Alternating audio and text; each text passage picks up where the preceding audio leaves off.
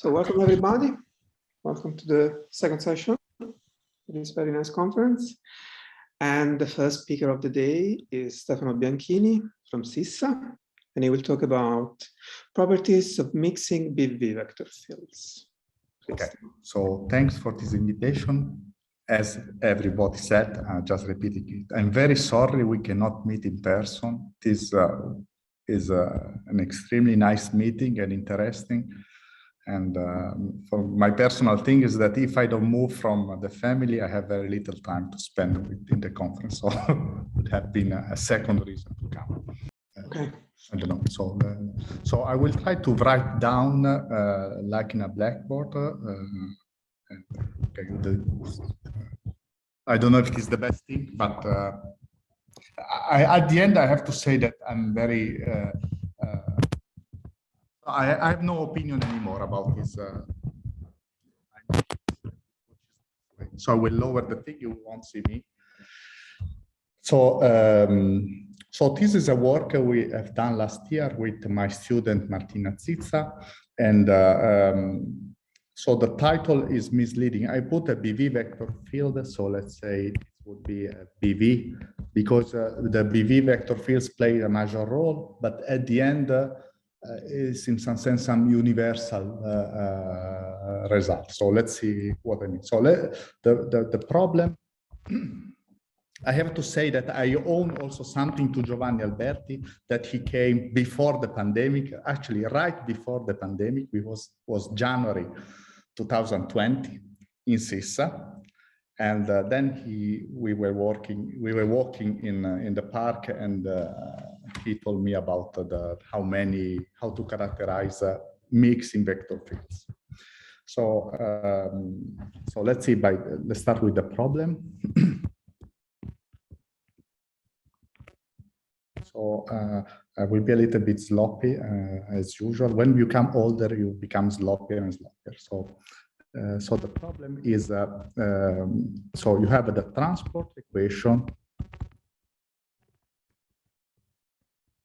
let's say with the t is the dependence in time equal to 0, and where, okay, I don't need anything, so let's say rho is in an infinity,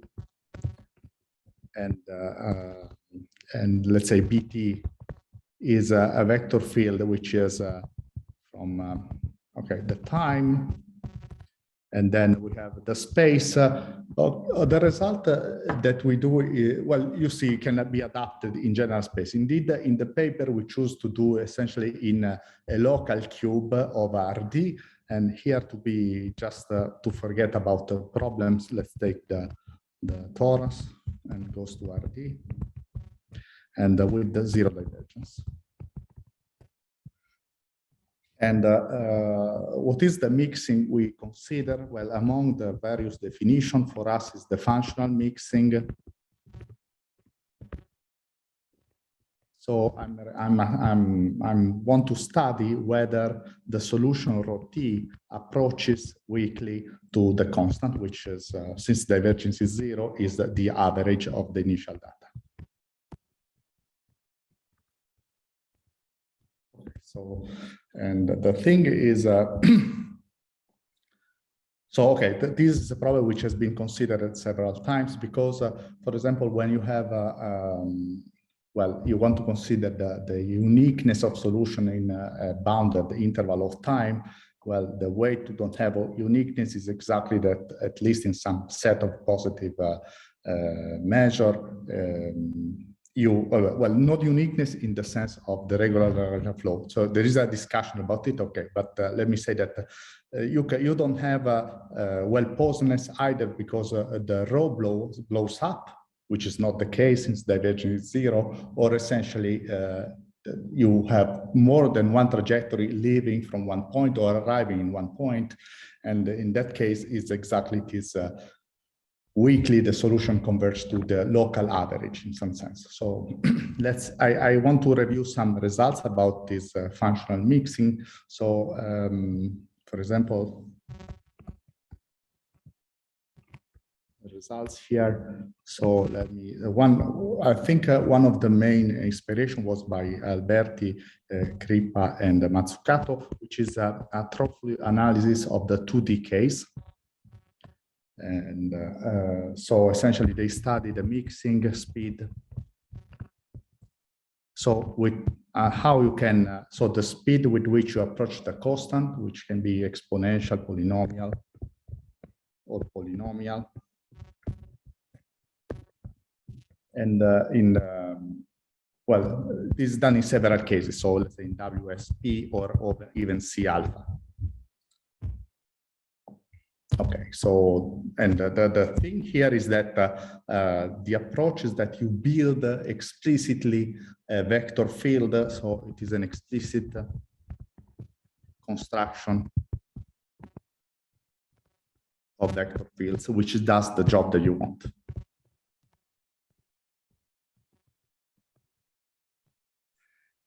Okay, and another thing which is related more to stability, but actually gives you the estimate is, let's say, the logarithmic mixing estimate in W1P.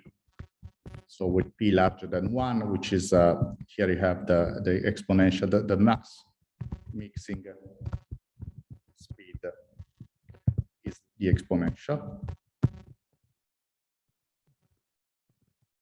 So here I'm saying also this W1P means that we are in L infinity T W1P X. So, okay, we have a dependence on time, but actually, let's say that this norm in space is something like the amount of energy you can spend in order to mix. No? So usually this is the setting. And okay, let me say also that you have some other cases. For example, there is a universal mixer. So because the example in the two cases is you for every choice of the functional space, you choose a particular example which does the mixing, and this depends on time. While the universal mixer, essentially you have something which is periodic in time and mixes in WS. So let's say WSP, and okay, now I don't remember the exponent, but this is periodic in time. So the difference between the first case, as I said, is that, well, first, this works in any dimension, not in 2 dimension, and it's periodic in time, while in the first analysis is a specific construction for every functional space and depends on time. So it's not periodic in general. So our approach to this problem is we try to adapt the analysis, the tools from ergodic theory. So this is the basic idea. So our approach, try to adapt the tools from ergodic theory. So the ergodic theory is usually the setting is the following. So the setting here is the ergodic theory, is that you have an automorphism, so a map from some set into some set, and let's say the T are the image of some measure, which is the measure you want to see with which you prove the ergodicity, or the mixing is so T is measure preserving, and then you ask the questions about if T to the T is ergodic. So the questions here, these are quite old stuff, more than 50 years ago, more or less. So T is ergodic. And okay, by ergodic, I mean the space average is equal to the time average. So let's say there is an ergodic theorem which tells you the equivalence, but let's say in this setting we said me almost everywhere X, 1 over n, let's say the T, so okay, so I can write like let me write like this, T over n phi, the sum over n phi composed T to the minus n, T to the minus j. So this converge to phi for all phi in, let's say, L1. So it says that the pointwise convergence means that it is converging like so these are the time averages, and these are this is the space average. And then there is an in-between notion. So what the fact that you converge weakly to the average is the mixing. So T is mixing.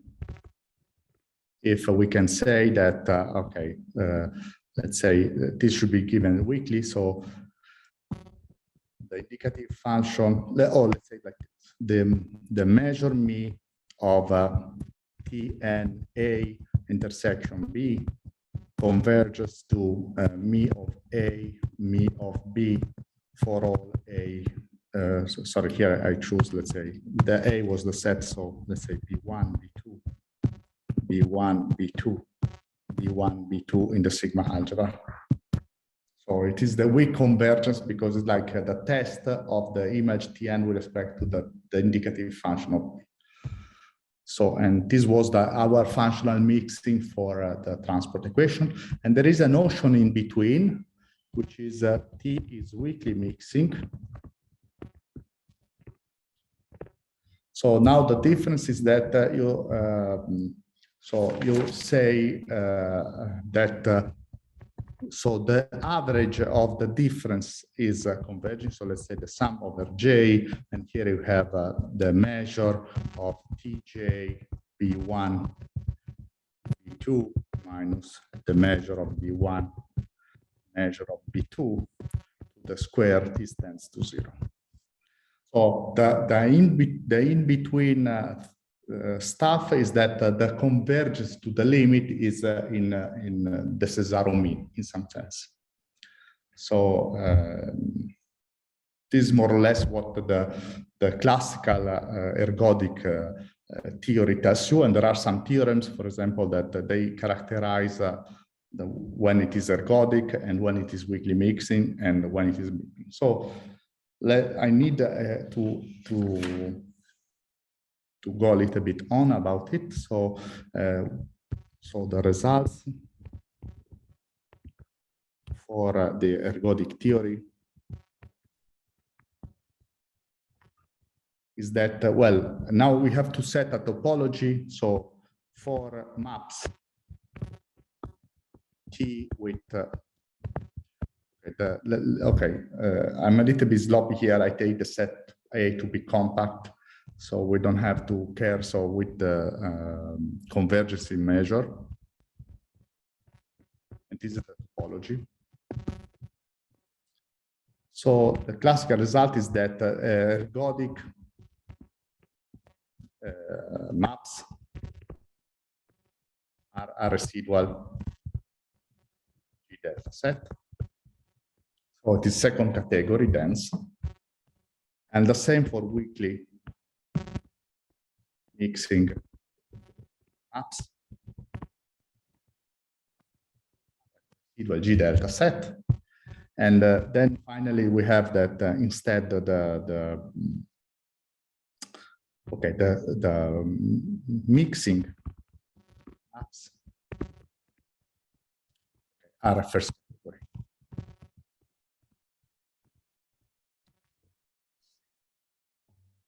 So these are classical results, and our aim is essentially to the same results for okay, for what? For x, the map is T x t what 1, where xt is the Lagrangian flow, regular Lagrangian flow.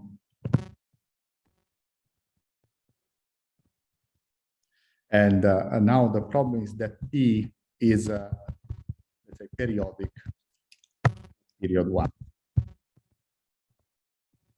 T to T divergence B equal to 0 and B periodic.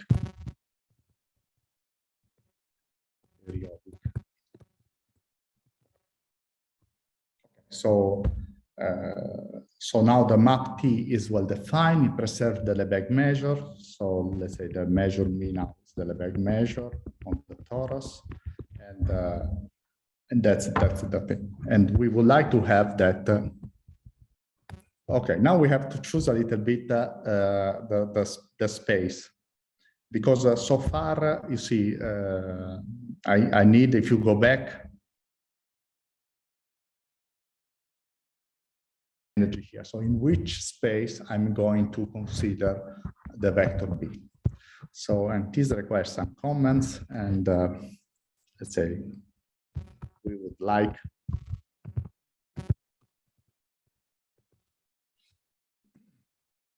B is in L infinity T dvx, but actually for for some reason which I cannot decide if they are technical or not. I mean, there are some points, if I have time, I will show you. But actually, B belongs to, let's say, some set L1 Tx, and such that, so the following property holds: if Bn converges to B, Bn is in L infinity T Bv, and is converged in L1 Tx, then Xn converges to, let's say, Xn of T, so the Lagrangian flow converges to Xt in L1.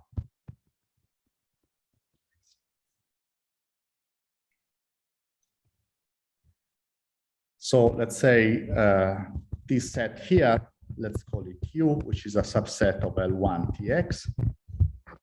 And the thing is that now I stated all the spaces. So I have a vector fields which belong in this set. So are the sets such that every smooth approximation converging in L1 has the flow which converges in L1, and that flow is unique. So I don't know if there's some interest in this own. It's just from the point of view of analysis, it's just an application of a standard theorem in so the continuous functions. The domain of a continuous function can always be chosen to be a G delta set. And from the point of view of transport, I don't know what is the interest here. And let me say that a corollary of this construction is that this set U is a G delta set of L1 Tx. And why we are fine with a G delta set, so in particular, U with the L1 topology, let's say with the L1 topology, is a bare space. So in bare space, it means that I can put a complete metric over here, there, and then I can apply the bare theorem. And indeed, so the bare theorem is the basic tool for proving this residuality or first category properties of vector fields. Okay, so so let me now say what is our results. So now we have specified. So what I have specified here is the space. So U contained in L1 Tx is a G delta set. And let me, in a sloppy way, I can say such that for all B belonging to U, Bt, there exists a unique, and existing a unique flow means that whenever you approximate it with something that has a unique flow, that the flows converge in L1 to a unique map, measure preserving map. So regular Lagrangian flow X associated to B. and the divergence of P is equal to 0 because this pass to the limit and you have a one convergence. So the next thing is what we can say. So the theorem is that, so the in U, the ergodic vector fields are a residual G delta. So is exactly the same as the ergodic, the classical ergodic theory. Weakly mixing a residual G delta, and finally, well, finally, there are two, let's say that strongly mixing or mixing. Strongly means that the limit, not the Cesaro mean, but really the limit converge, are a first category. And okay, let's say this thing is like the tool, let's say the tool that you use in the theorem, and it is the exponentially mixing.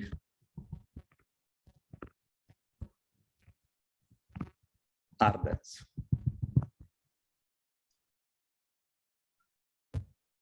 So this is the statement we have, and okay, now I want to discuss a little bit about well, I don't know the meaning and the points that well, were critical for our analysis.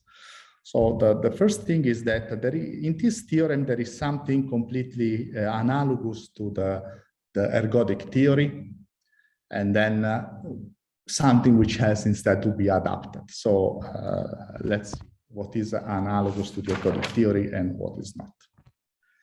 So there are two parts. So the first is that let's say, same approach as ergodic theory.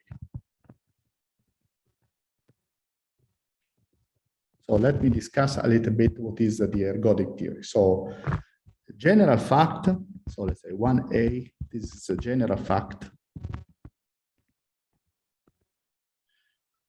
The set of ergodic mixing is a G delta. And this is a completely general if the topology in maps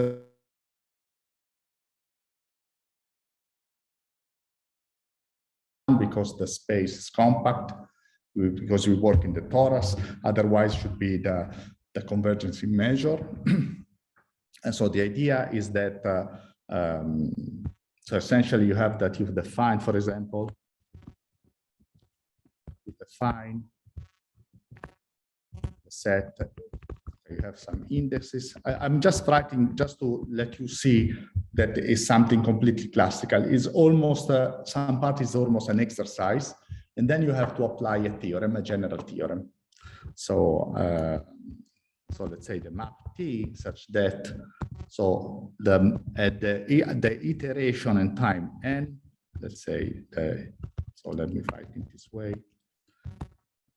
Fi compose Tn, Fj, I,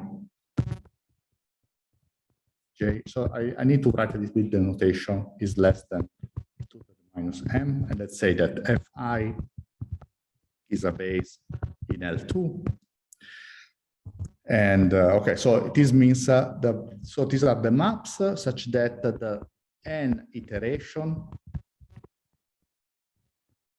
is close to the product of.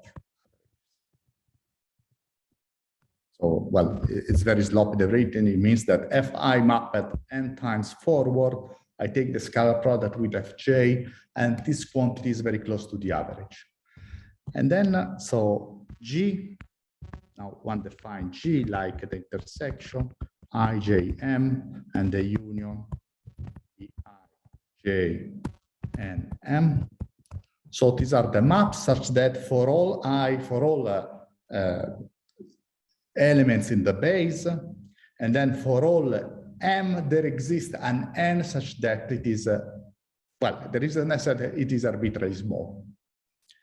And now you apply the ergodic, in this case is the mixing theorem, which is a classical result and says that G are exactly the T with the mixing. And okay, the proof of the theorem is not difficult. It's based on the fact that T is an automorphism, so its eigenvalues are on the unit disk. And essentially, in the definition of weakly mixing, you remove the eigenvalue at lambda equal to 1. And for the rest, the theorem tells you that if the spectrum on the remaining part of the unit circle has no eigenvalues, then it is weakly mixing. But if it has an eigenvalues, then this cannot hold for some M, I, and J in the base. So you see, this is a completely general approach. So we know for free that, so for free, and okay, the same can be done for ergodic, and the same can be done for mixing. So let's say that for free, we have, okay, that let's say ergodic, weakly mixing are adjectives. So now we have to prove that it is dense. And now in ergodic theory, you use some properties. So let's say this is the, let's say the 2A, which we can actually cannot be applied. That's why we need to work a little bit. So here you use that if T is, let's say, any property that you want. So let's say is ergodic or weakly mixing. Then also the conjugation. R compose T compose R to the -1, where R is another automorphism, is ergodic. Weakly mixing. And after this, the idea is that so you have essentially three parts that so cycles. So when T is a cycle, are conjugated. So if you have a cycle, you just have to rename the intervals. And finally, well, we can prove that cycles are close, say to, I'll say any map, but okay, here in the case it's are close to non-periodic map. So the argument now concludes as you take a mixing map which is non-periodic, for example, close to 0. Then you have a cycle which is close to that map. You conjugate in the whole space, and then you conjugate also the mixing map in the whole space, and that map is close to any other map.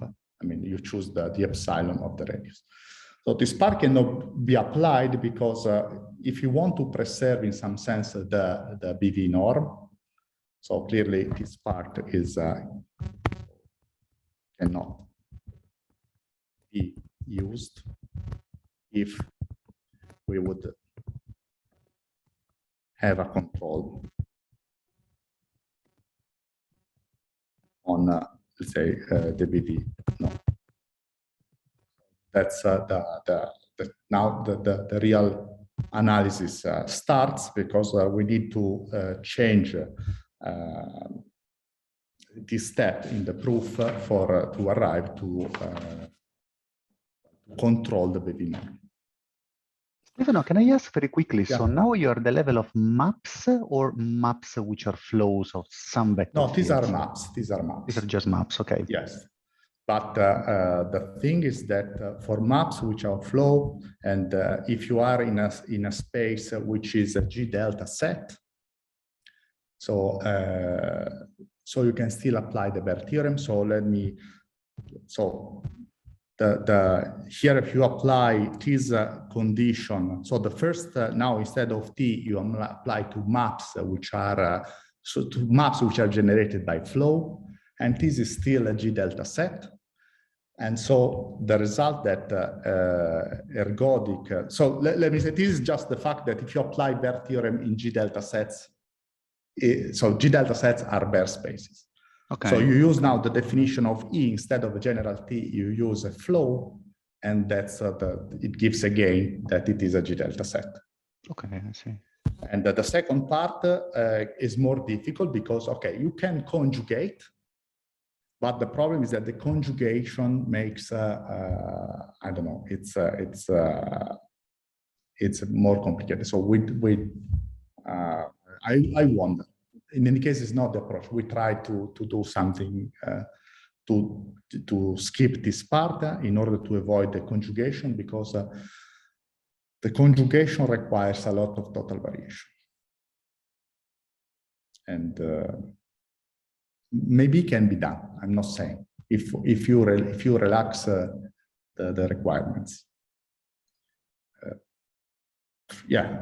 Okay. We choose another route. I wonder if it can be done, but certainly you cannot control in general the BV norm. So because the hope when we started was to control the BV norm in infinity, but actually there is a point, and so okay, if you do this approach, it's done. You cannot control the BV norm in infinity because a very small, let's say, movement cannot be conjugated with a large movement unless R is very large. So immediately the total variation is large.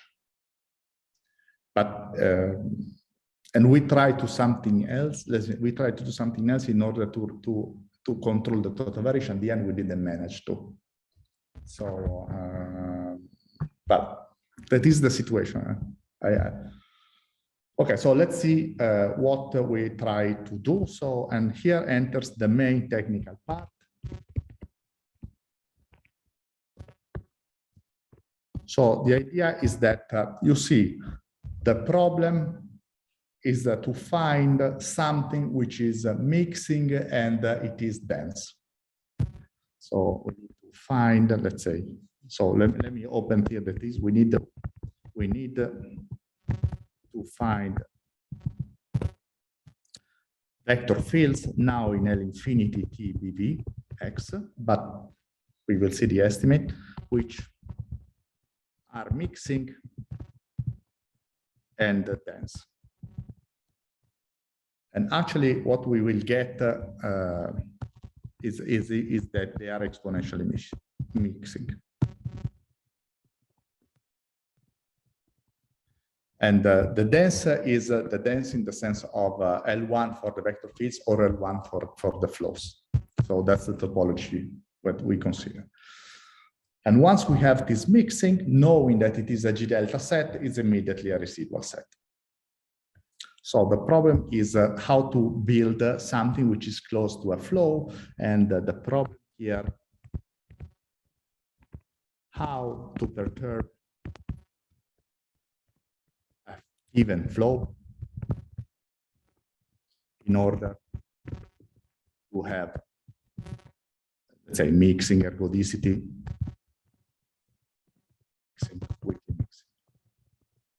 even mixing. So that's it's something which is non-trivial in our opinion, because well, how to characterize even the flow, so how to describe locally the flow, I don't know. So the approach we do, the idea is show that well, some vector fields or some maps generated by BV vector fields are dense. Some class of maps, X, let's say X alpha, actually they are countable, are dense. and X alpha can now be perturbed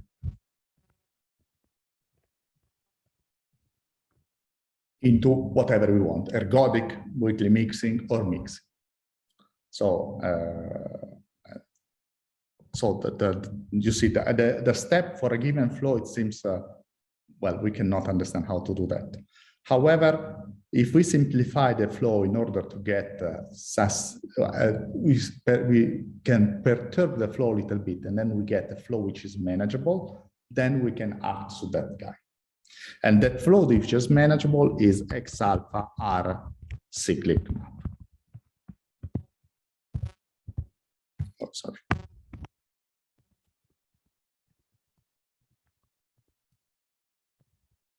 Okay, so that's the thing. And indeed, the theorem we have is the following. So if B is in, let's say, L infinity T dx, and for all epsilon larger than 0, okay, there exists a natural number D sufficiently large, and some constant C1, C2,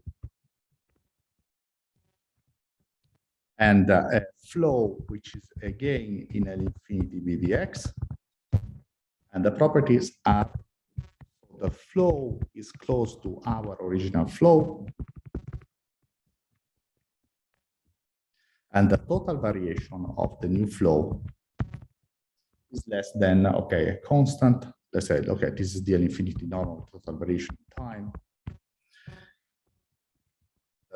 L infinity normal, the total variation of the original flow, plus another constant. And so the flow generated by BC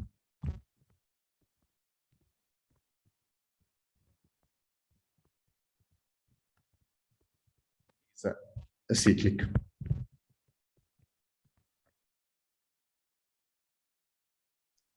So this is the perturbation theory. Okay, I think I will not enter the proof. Let me just comment about that. Okay, this is very technical.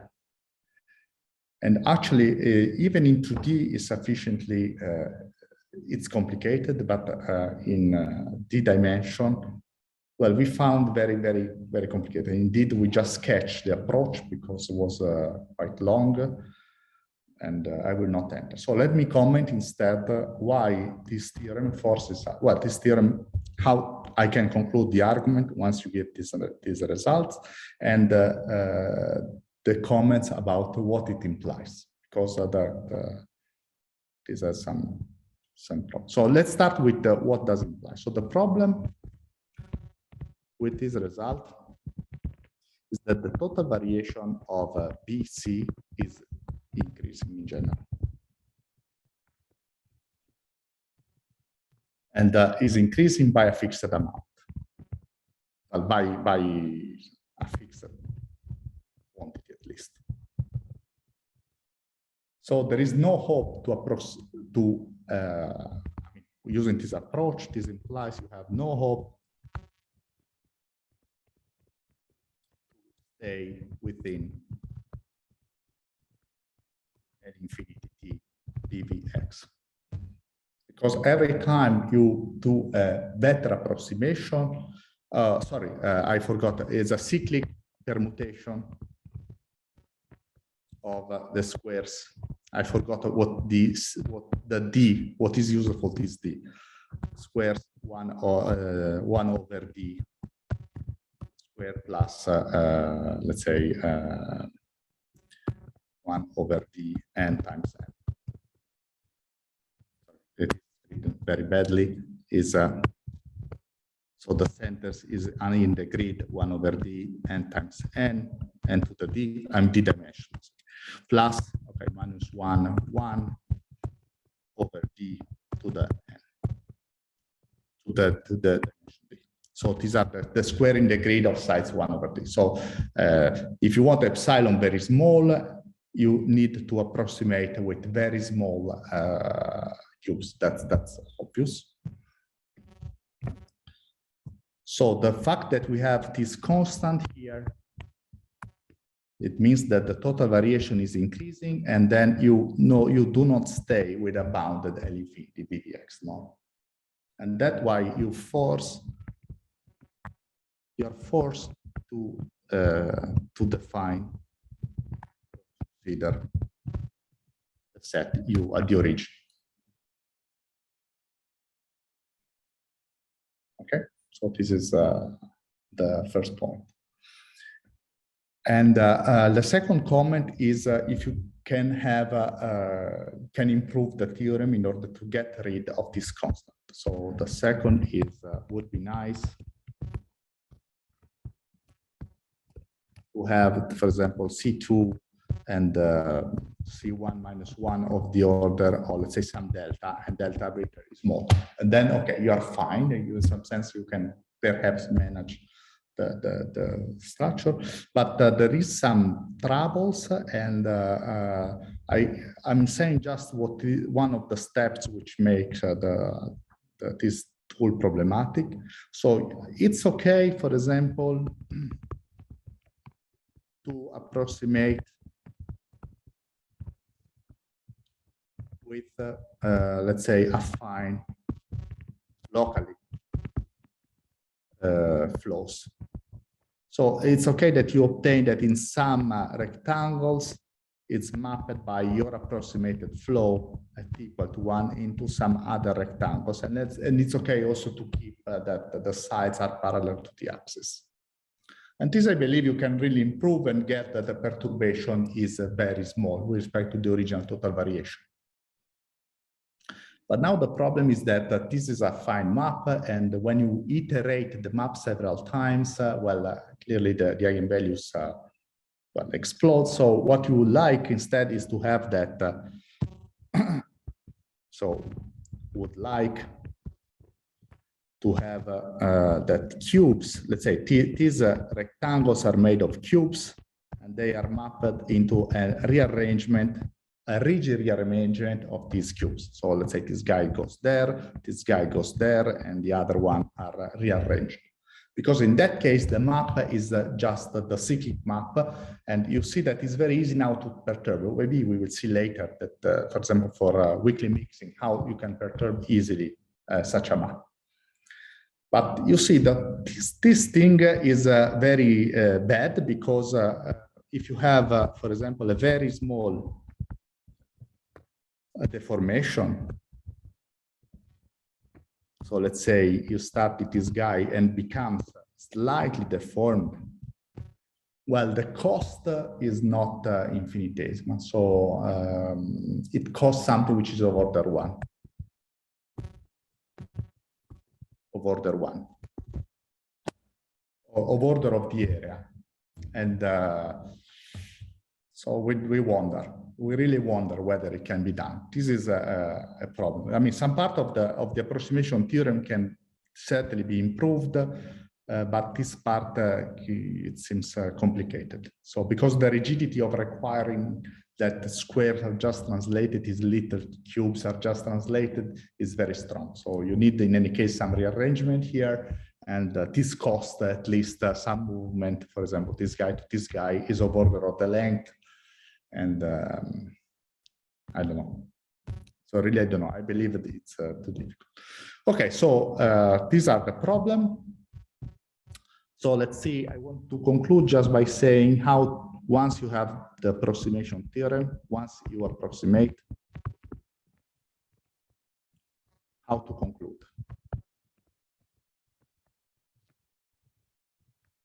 So let's see, just for weakly mixing.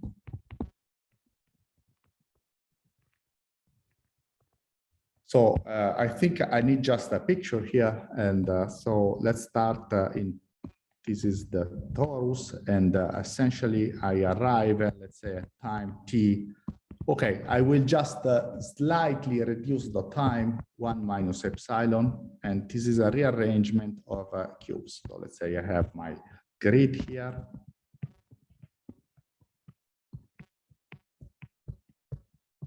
And each of these cubes is mapped into another cube of the same grid. Okay, and now the thing is what I require here. I require to be weakly mixing. So in this epsilon, this time epsilon, well, the grid can be as small as you want. So what I do is I mix in any way you prefer adjacent cubes in order to get that here. They are, for example, I mean, I use any mixer you want. For example, I just rotate by half. So this green part here becomes the upper part, and the other part becomes the lower part. But this is an arbitrary choice. You can choose whichever maps you want. Just you need that the mass is going to be spread among all little cubes. And so, okay, so here you use any mixer with bounded PV to obtain what you want.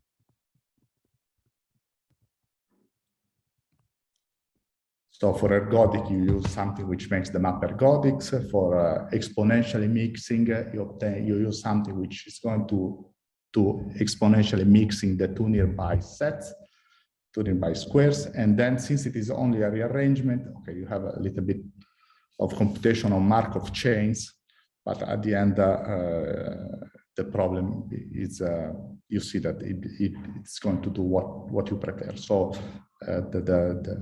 the fact that you have cubes going to cubes, it helps you to choose the perturbation that you want, since the map is sufficiently easy to be touched, to be perturbed in the desired way. Why I do not know how to do for the original flow. So I think I will stop here. So thanks for the attention. And it's not nice to wake up in the morning and listen to this subject, but okay.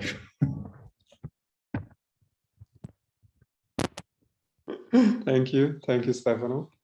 And is there any question for Luca?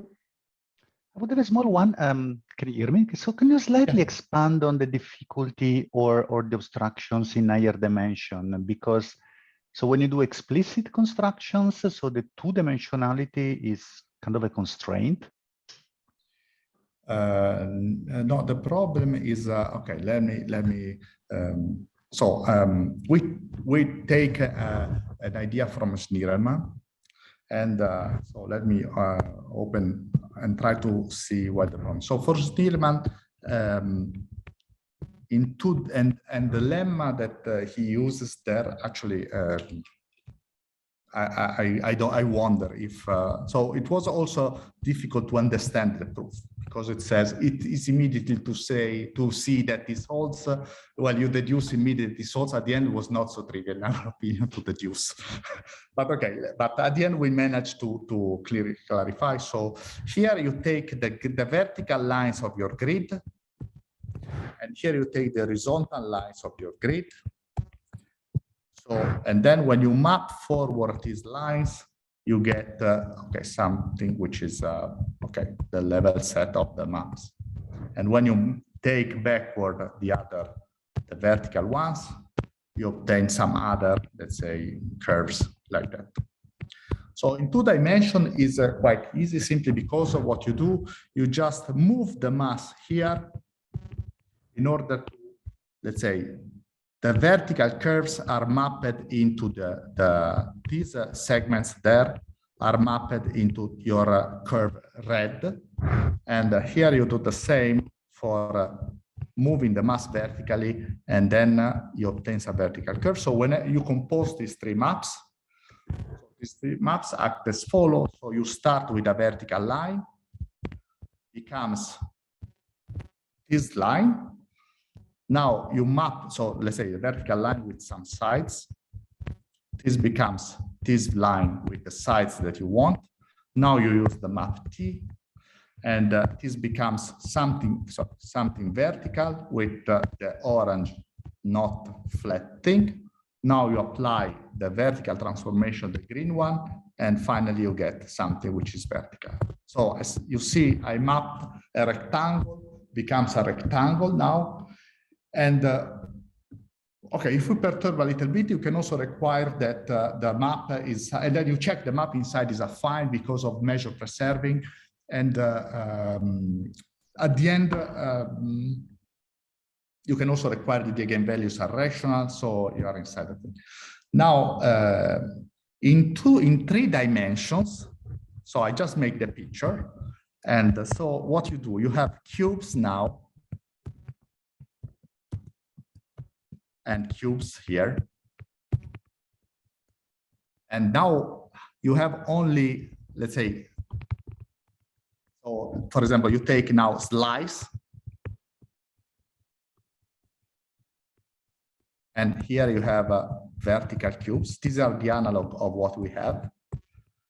So you see that now the movement is more complicated because it's not a movement of a curve. So here the inverse of, let's say, this vertical line is now a curve which is not, I mean, as a 2-dimensional movement. So you have to move in 2 dimensions, not just in 1 dimension. And at the end, okay, I think there is a wrong remark in the paper which tells you how to approach this thing. And well, it's like lemmas. You have to reduce time by time the dimension, and it's much longer than what it says in the paper we studied that says in the multidimensional case is the same. Actually, it's not the same. And the problem, at least I want to repeat that the problem is that in the 2 dimension, the 2 movements are in some sense orthogonal. While in 1 dimension, okay, the vertical is not even clear which movement to do in this picture. It's not even clear because every seems something which is a 2-dimensional thing. So it's not just a 1-dimensional movement. But at the end we managed. I mean, I think in the remark is explained sufficiently how to do the multidimensional case, but it's very technical. And since the paper was already quite technical and long, we decided just to put in a remark. Okay, that's Thank you. And there is another, I see a head up of Emanuela. Yes, please. Thank you for the nice talk. I have a naive question because I'm quite new to the field. So when you speak about perturbation of the flow, are you perturbing the initial condition or the velocity? No, I'm just perturbing the velocity. Okay. And they make, because of the definition of ergodicity means essentially that for all, let's go back to okay, the definition is like this one. So it's weakly mixing if it converges for all, let's say, sets.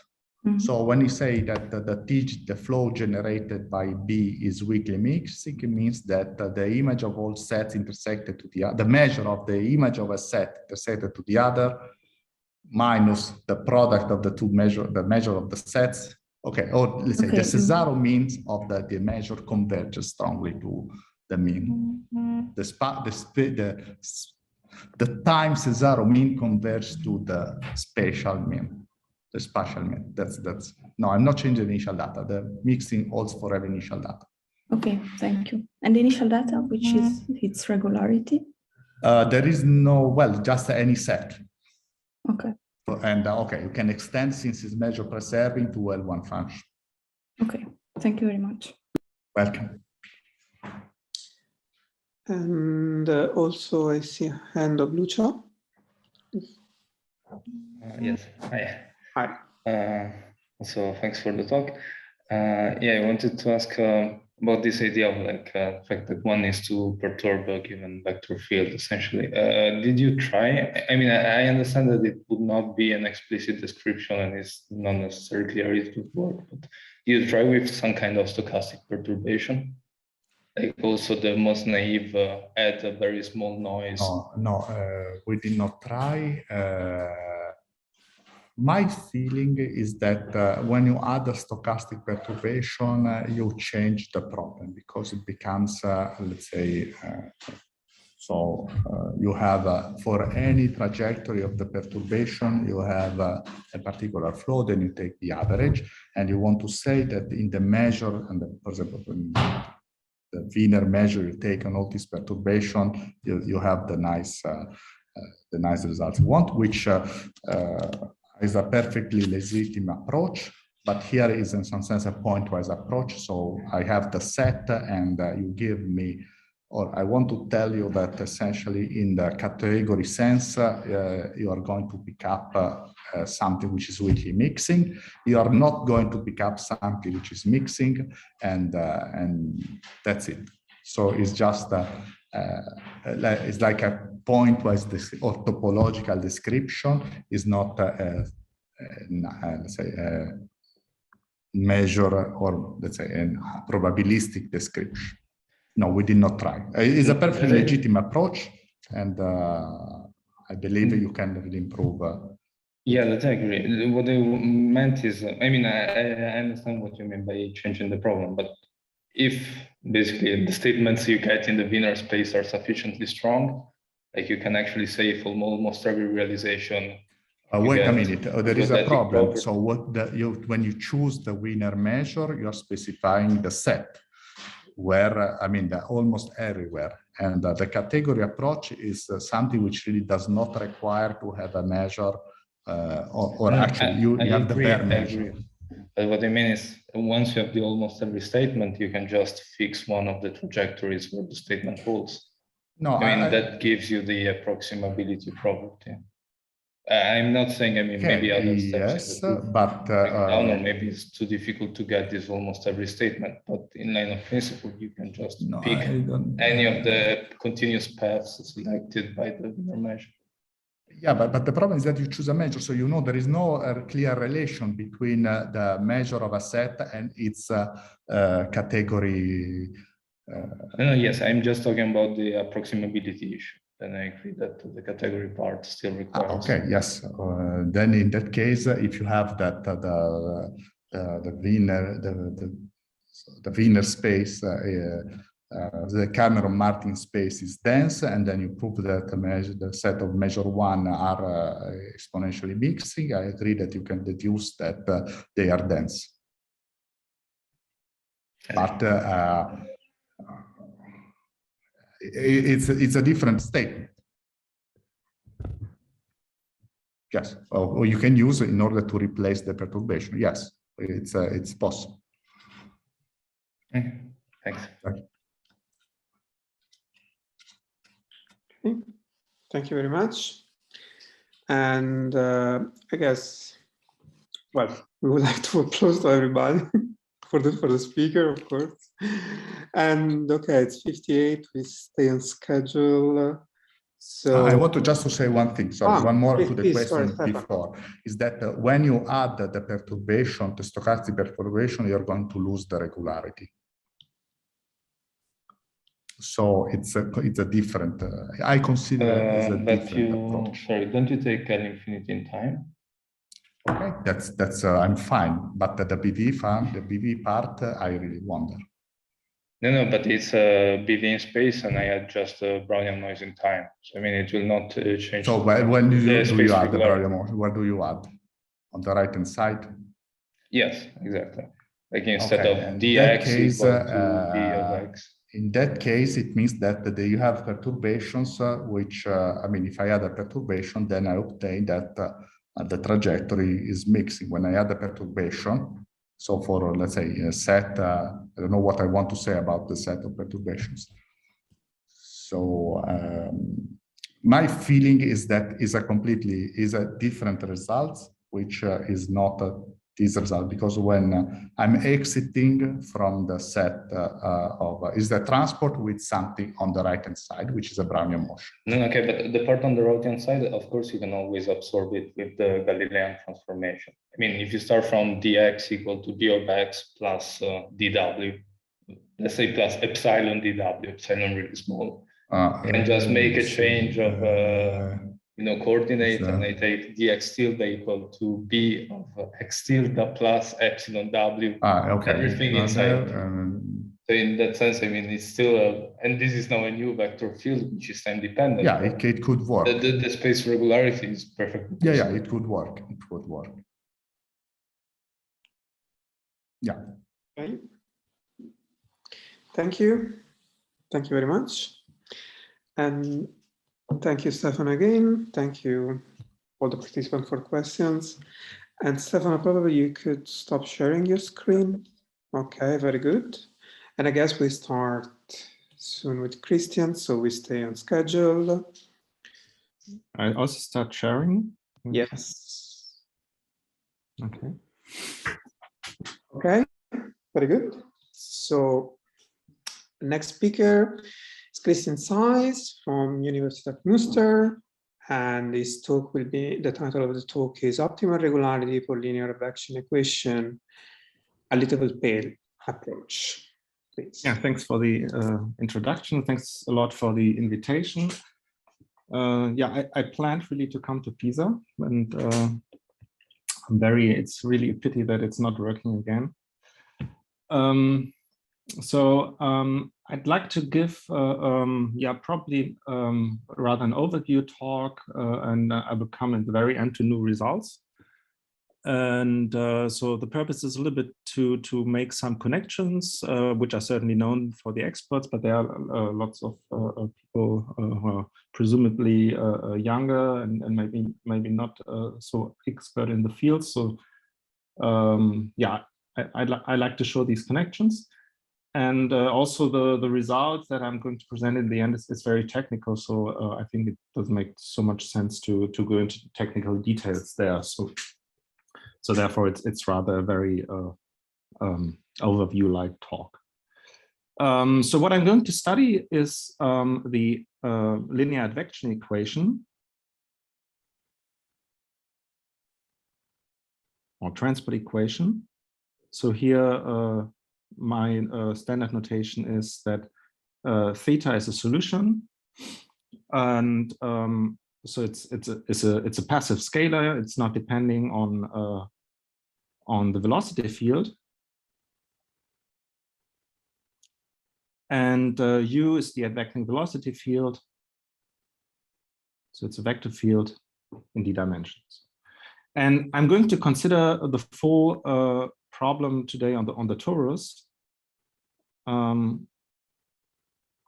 so that we have periodic boundary condition.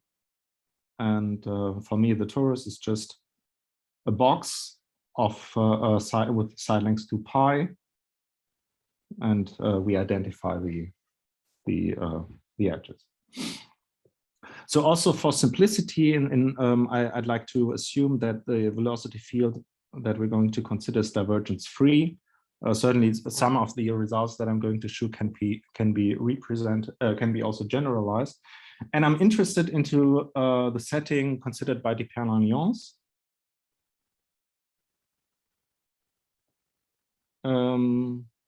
which means that we consider vector fields which are L1 in time and W1P in space. And for simplicity, let's consider solutions which are bounded in space and time. So there are 3 topics that I'm going to touch today, and they are all connected. So one topic is the question of uniqueness. Then there's the question of mixing that we just also discussed in the previous talk. And then there's the question of regularity. Or more precisely, what I mean here is a propagation of regularity.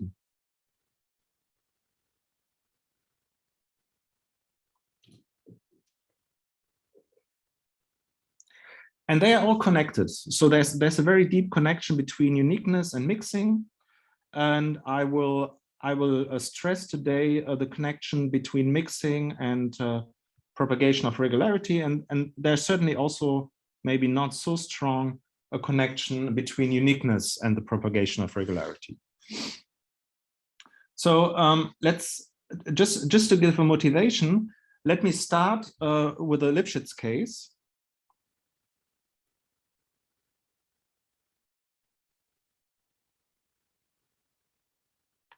So let's assume that P is infinity. The velocity field is Lipschitz. And also because the picture is a little bit more intuitive, let's start with the Lagrangian perspective.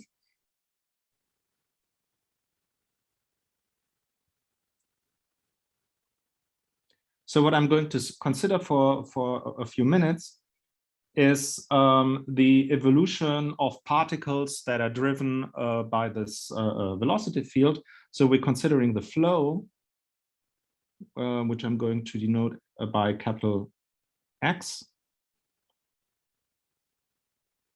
And it is just a solution of this ODE.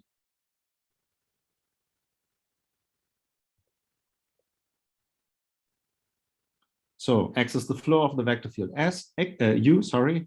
And I think it's clear to everyone, but I'm still going to recall it. So the flow just describes the trajectory of a particle driven by a flow and which is tangent to the velocity field. And it's related, the flow is related, of course, to the ODE, to the PDE, by the superposition principle, by which I mean that the velocity, the solution of the transport equation at time t can be represented by the flow and the initial datum. Yeah, so that means the configuration that we have initially at position x is at time t at position xtx. And I also like to recall the fundamental flow estimate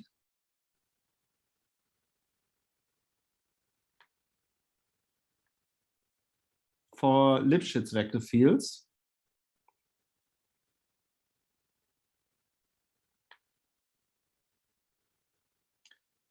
which we see in one of the first calculus classes, in which we discussed the existence or well-postedness of ODEs. And this is related, depending on the culture, either to Picard and Lindelöf or Cauchy-Lipschitz. And it states that if we consider the difference of two particles at time t, which started at position x and y, then they can be bounded from above by some exponential expression involving the Lipschitz norm of the velocity field times x minus y. And there's also a lower bound, which looks very similar, also exponentially, this time decaying. And we have an x minus y also here. And by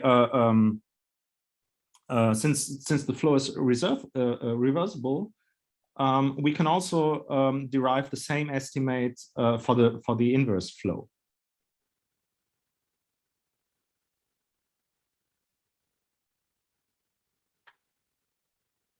So by which I mean going backwards the trajectories. So the same would apply if I replace x capital X by x to the minus 1, the inverse. And so the information that we get from this fundamental estimates is twofold, at least the immediate consequences. So the first is a lower bound. What the lower bound tells me immediately that the solution to this ODE is unique. Yeah, because when I start at two different places, at two different positions, the flow, the trajectories will never collide. Yeah, so therefore they will always be separated, and therefore this is a straightforward argument for uniqueness. And on the other hand, then we have this upper bound. And the upper bound tells me that there's a certain irregularity, namely the flow is Lipschitz.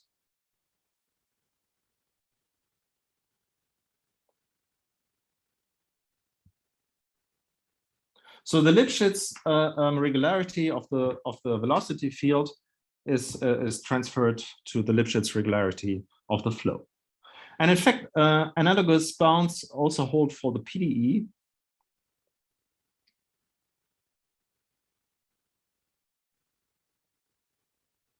So for the transport equation, for instance, if we consider the regularity,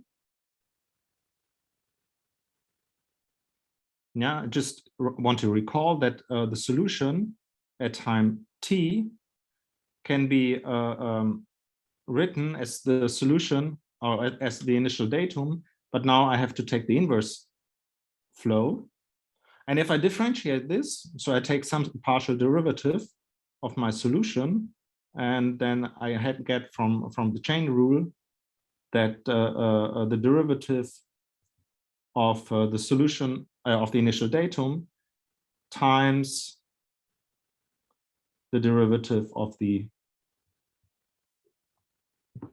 inverse flow. Yeah, and then it's clear if I just apply the L infinity norm of the solution at time t. This is estimated by the L infinity norm of the initial datum times the L infinity norm of the inverse flow. So this is just the Lipschitz norm, and we've seen in the fundamental estimate that this is bounded by e to the L1 norm, L infinity norm of gradient u. So what's the relation to mixing? So mixing is part of the title of this workshop, and it's a wonderful subject. So by mixing, I always have in mind the following picture. So we start with a configuration, which is say half black, half white. And then we apply a flow, say a velocity field pointing in this direction or something like this. Yeah, should be periodic. So if we do that, then after a certain time, we have some filamentations. And if I refine my velocity field, then maybe in the end I end up with something which is very mixed. Yeah, so I'm not trying to make it in a more visible. I think the effect is quite clear. And measuring mixing can be done in several ways. And what is very popular in fluid dynamics is to consider negative Sobolev norms, and I think most popular is the H-1 norm. So the H-1 norm can be defined in two ways. On the one hand, via duality. So we're testing against functions whose L2 gradient is bounded by 1. Or by using, by going into the using Fourier norms. So it's the L2 norm of the Fourier transforms just multiplied by the wave number to the -2. So these are the two perspectives that we can take, and we see in terms of scaling that this scales like an average length. And in fact, we expect in that if we have a mixing flow, that the H-1 norm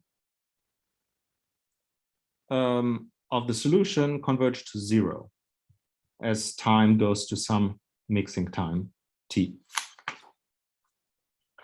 And in fact, by uniqueness, it is clear that the mixing time in the situation that we are considering has to be infinity, yeah? Because otherwise we would get a solution that that is non-zero, but is getting 0 in finite time. And then if we just reverse the timeline, then we could also create something non-zero out of 0 initial datum. So what about the rate? The rate can be obtained very easily by a duality principle. So let's take a vector a function phi whose L2 gradient is bounded by 1.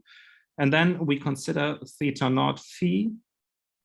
This is the same by the superposition principle as theta t of the flow times phi. And if I shift now the flow onto the test function, and I'm using the duality principle, then I see that what we have to compute is the gradient of phi combined with the flow.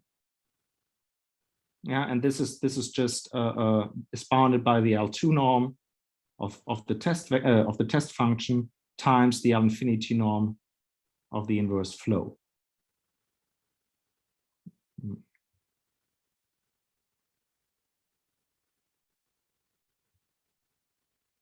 Yeah, so and by the bounds that we just have, this is the h-1 norm of the solution times the e to the 0t gradient u L infinity. Yeah, and maximizing in phi gives me that the h-1 norm of the solution at time t is bounded by the h-1 norm of the initial datum times e to the minus, and then we have again this exponential expression. Yeah, so the h-1 norm can only decay exponentially. And why am I doing this in so much detail? Well, because there's an underlying general principle here.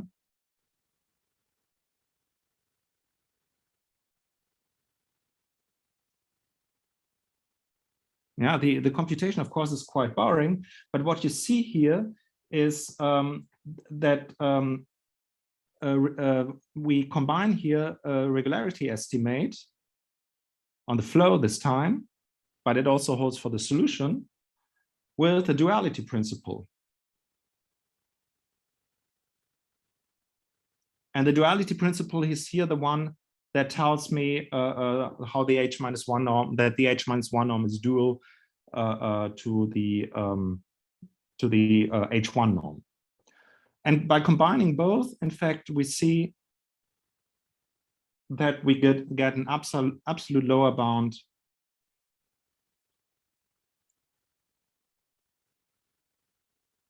on the mixing norm. Yeah, and by absolute, I mean this bound is true for every vector field which satisfies this Lipschitz condition. So for every Lipschitz vector field and for every initial datum. So let's talk about the case that is more interesting for us. This is the case where P is between 1 and infinity. I mean, of course, also the case P equal to 1 is very interesting, but there's I don't have to. There's nothing new to say about it at this moment. So let's talk again first about the PDE in general. So uniqueness for the PDE was first proved in this setting. So where U is L1 W1P by Diperna and Lyons.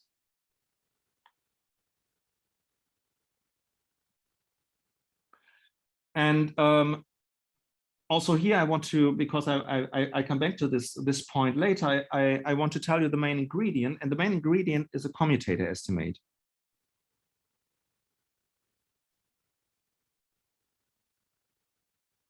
So the main problem is, I mean, formally, this is a linear equation. Formally, of course, we can derive energy estimates, but in order to make it rigorous, we have to justify the chain rule, and this is done by modification. So we take the PDE, the transport equation, and then we modify the transport equation with a suitable modifier. And if I write down the transport term as I do it here on the left hand side, then I'm doing a mistake, because when I modify the equation, what I would get, in fact, is the modification of the full transport term, and I would not get a transport term of the modified solution. Yeah. So what we have here on the left-hand side, in fact, can be rewritten as a divergence of the commutator of the operations multiply by the velocity field u and modify with phi, the modifier. And the main argument in Depin-Alliance work is to show that this term goes to 0, and this holds true when exactly when we have control over the gradient. This can be generalized, as you know, to BV functions. So the argument here is completely qualitative, and the question is, of course, can this be quantified in some way? And the breakthrough work was on the level of flows by Gianluca and Camillo De Lellis.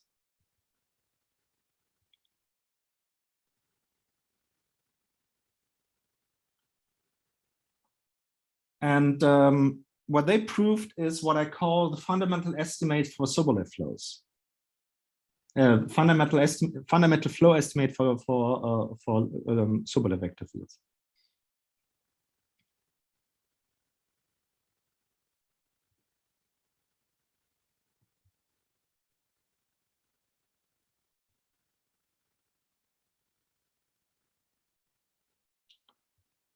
And I'm writing down this fundamental estimate in a slightly different way than you find it in the paper by Gianluca and Camillo.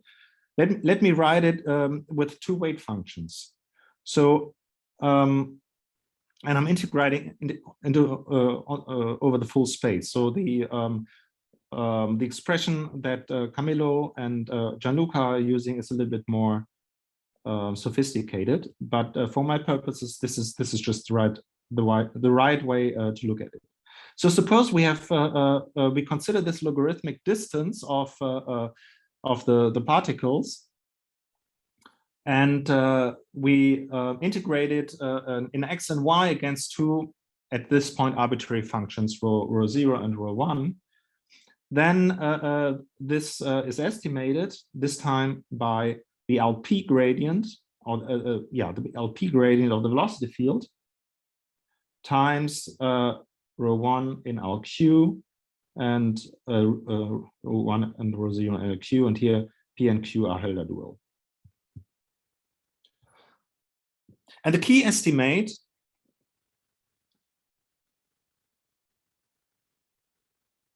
here is that I write it down for the velocity, that the velocity difference, since it's no longer Lipschitz, but it's no longer Lipschitz, but it satisfies a Lipschitz type estimate, which involves the maximal function. And the maximal function is bounded from LP to LP, only if P is larger than 1. And this is the restriction why we or the Crippa-De Lellis approach fails for P equal to 1, at least in this formulation. Okay, let me get some consequences of this fundamental estimate.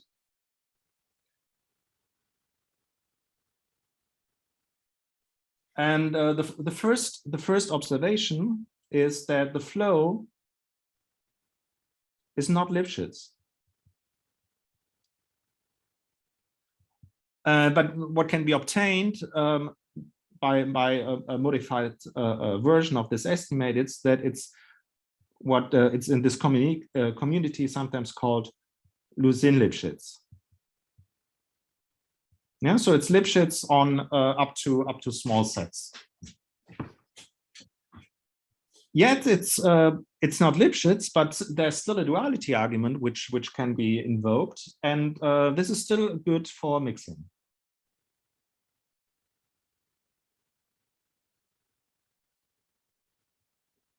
Yeah, and in the original paper, Krippe and Delelis already proved mixing on the level of the flow, and I used the same techniques based for the PDE a little bit later, and at the same time Gautam with Sasha Kiselev and Chu, and there's also a result by Léger. 18. They all even if it's not so visible, they all rely on this duality principle that I just introduced a few minutes ago. And the estimate here is that the h-1 norm is bounded from below by this exponential function, and this time, okay, there must be a constant. And this time we have the LP norm of the velocity gradient. And in fact, it is also now known since a couple of years that this is sharp. And I think the first construction was due to Alberti, Krippe, and Mazzucato. And then there's also a construction by Yao and Slatos, and there have been more. So what these constructions show, and what was also derived then again by Alberti, Krippe, and Mazzucato is Sobolev flows or Sobolev vector fields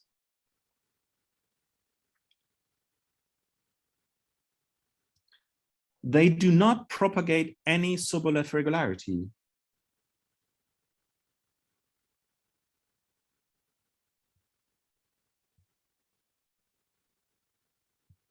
So this is the dramatic change from the p equal to infinity case, where we have that the solution propagates Lipschitz regularity both on the level of the flow and on the level of the equation, or on the PDE.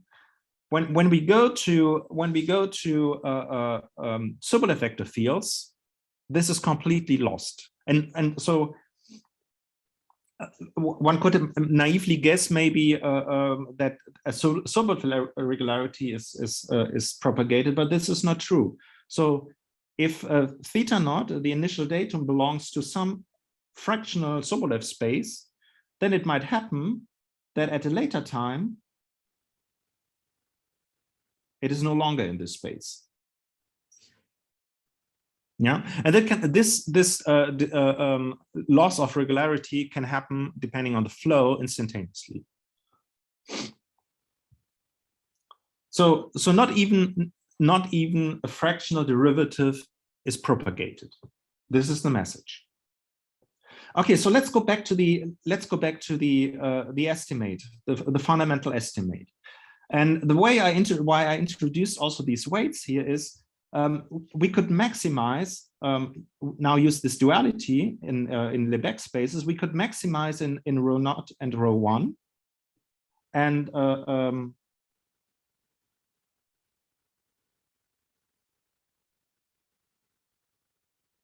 in LQ, and what we would get is that we get a logarithm, or the piece power of a logarithm controlled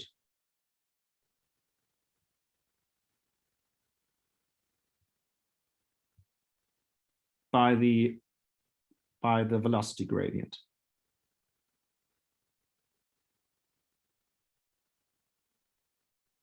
And this, so in a certain sense, what that means, and this was justified later, is that we control a logarithm of a derivative. Yeah, and starting from this observation, there have been a bunch of papers. So there is Jabin with Ben Belgacem, and then there is Jabin with Bresch, and I just take the union of these works. So these authors show propagation of a logarithm of regularity It has been also proved by this Léger paper that I already mentioned, and more recently there are papers by Brouet and Nguyen who also prove this propagation of regularity, and they do it in an optimal way. Yeah, so they show that one can only propagate a logarithm of a derivative.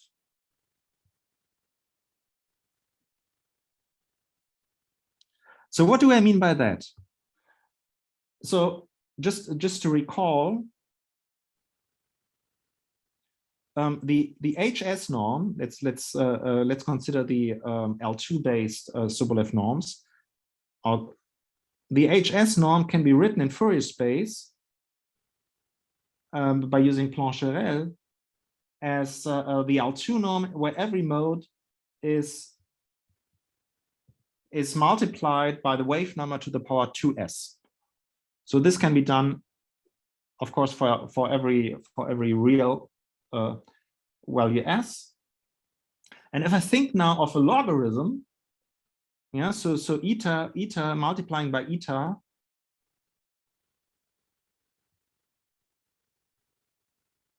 is a derivative.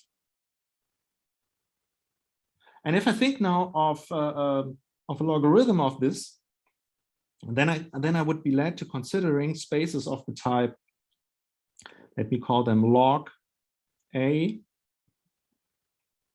So something like this. I'm having now a log eta to the power a plus 1. This is the way I'm going to write it down, and then we have theta hat eta squared. So this is a norm which carries only a logarithm to some power of the solution. And here I'm going to consider A always to be a non-negative number. So the question that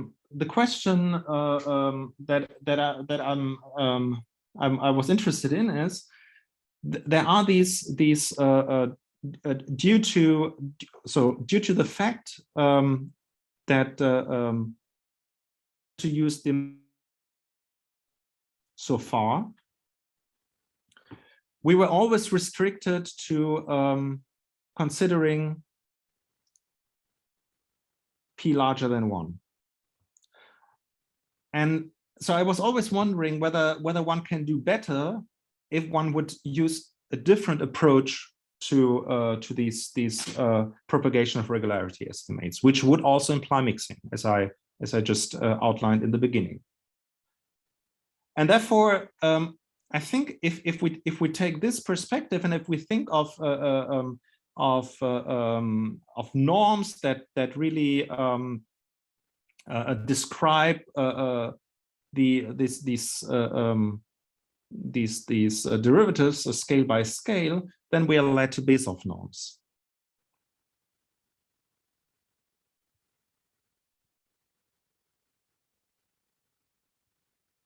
So what are Bezoff norms?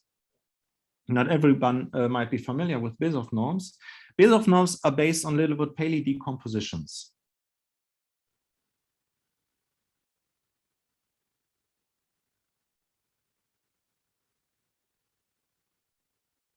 A Littlewood-Paley decomposition is a composition of my solution theta into frequency blocks.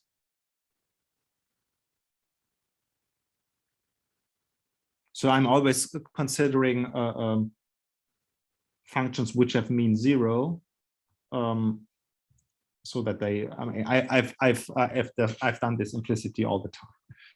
So then I can start summing from k equal to 1, and theta k is my solution, which is modified with a cutoff function or let's say it is convoluted with a mollifier, and the mollifier is a cutoff function in Fourier space. Yeah, I mean, it's always, I mean, that there are these are two perspectives of the same thing. Yeah, mollification in the physical space is equivalent to cutoff in the Fourier space.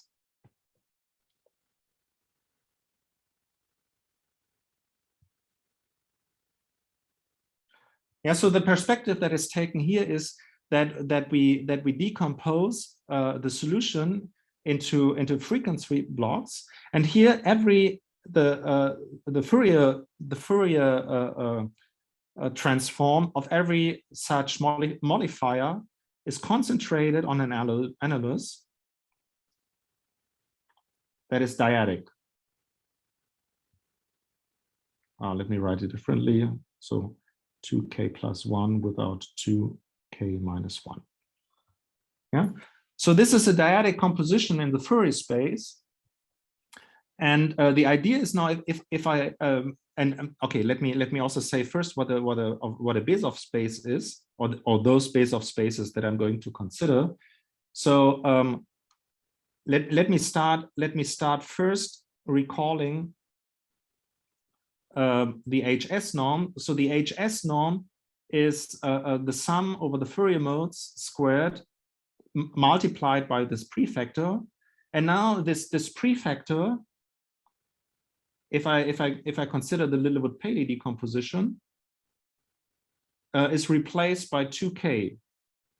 Yeah, so in frequency, eta is concentrated around 2k, and then by orthogonality we can consider the L2 norm of each frequency block. Yeah, this is the Bezoff norm 2 with regularity s squared. And now if we want to construct something logarithmic, I want to do the following definition. So let's define B a logarithmic. So we'll have Bezoff norm by considering, so not 2 to the k, but we take the logarithm. So we take k and I'm going to multiply or take the exponent. So this is log to the a plus 1 of the frequency, theta k squared, and then we take L2. And this can be done for every a, for instance, non-negative. I mean, you can do it, of course, for every value, but I'm always restricting to a non-negative. And then I want to point out also another argument why Bezoff norms and Littlewood-Paley decompositions might be a good approach to this transport equation and the Dupin-Alliance theory. Well, it's exactly what I've written down earlier. I was already saying that the whole theory of Dupin-Alliance relies on a commutator estimate. So this commutator estimate we can, or this commutator expression, yeah, we can copy it here. And now my mollifier is not phi epsilon, but it's my phi k.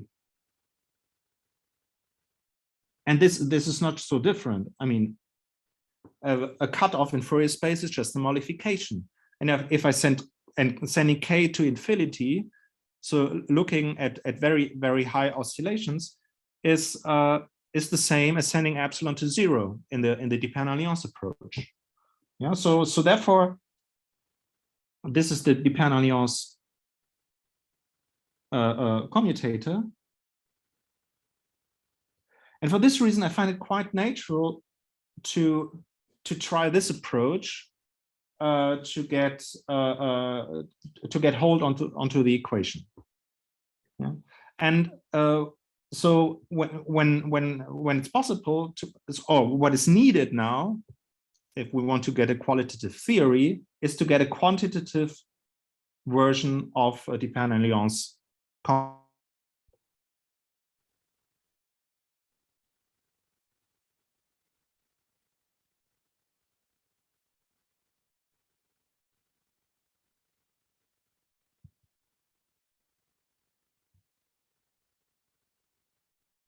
And here's the theorem.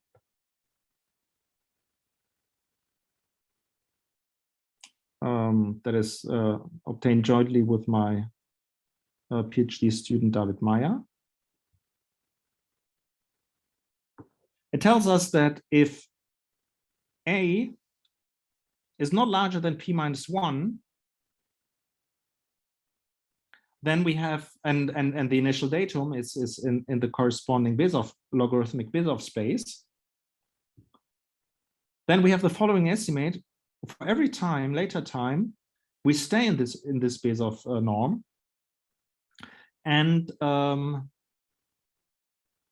we have the following estimate that this Bezoff norm, the logarithmic Bezoff norm, is controlled by the velocity gradient in the desired way times the infinity norm of the solution plus datum in the Bezoff norm. And let me make some remarks. You can imagine that proving this on the Fourier level is quite technical, but it boils down to getting trying to really get a sharp version or not losing regularity in the commutator estimate. So this version is almost sharp. So I think at least for the equivalent norm considered, I think equivalent norm by Brouet and Nguyen, they got up to P minus 1. So the larger, of course, the better, because we control more, or the weight on the logarithm is getting larger. So we get almost up to this point, and as I just said, the main ingredient is the commutator estimate.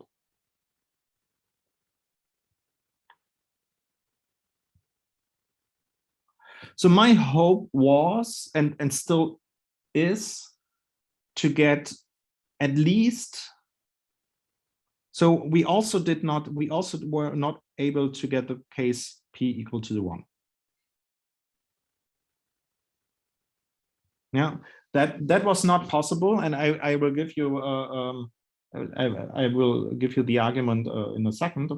But also another result that I would find is interesting, and which I still believe should be is within reach, but we have not got it so far, is to assume that we have U in the Bezoff norm 111. I will write down what this is, which is a strict subset of W11.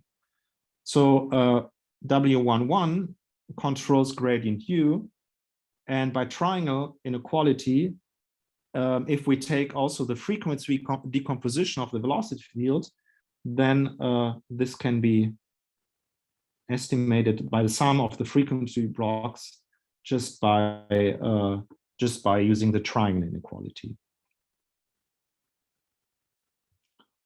And the norm on the left-hand side is just gradient U in this Bezoff norm, or the homogeneous part.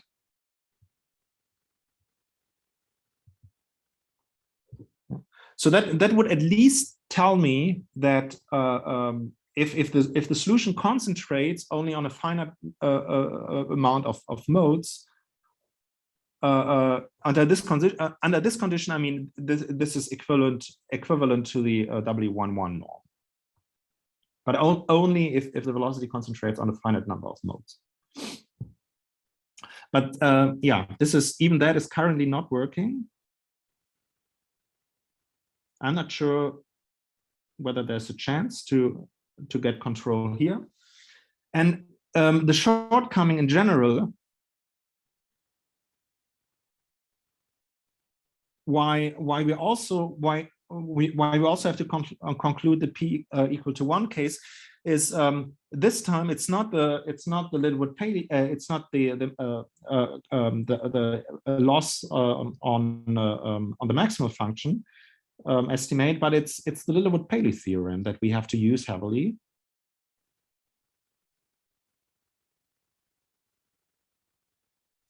And the Littlewood-Paley theorem tells me that if I consider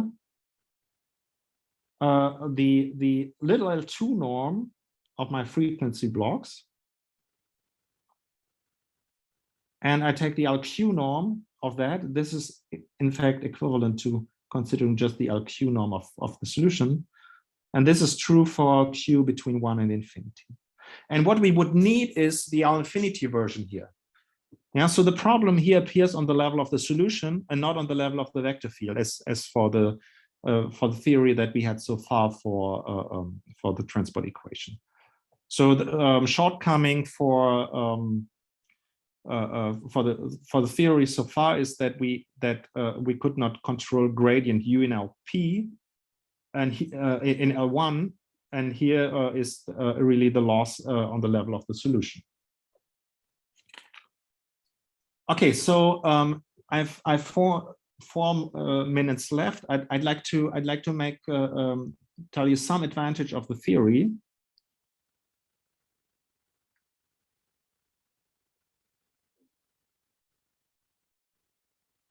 Of the method, let me say of the method. It is when you work with Bezoff norms, it is very easy to include a diffusion.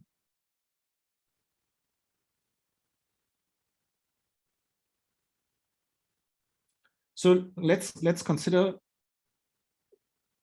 the diffusive setting. So we consider an advection diffusion equation, kappa is positive. And of course, we get the same estimate that we had so far, but we get more. Thanks to the dissipation,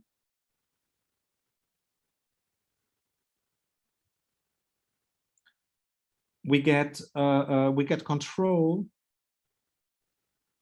on also the logarithmic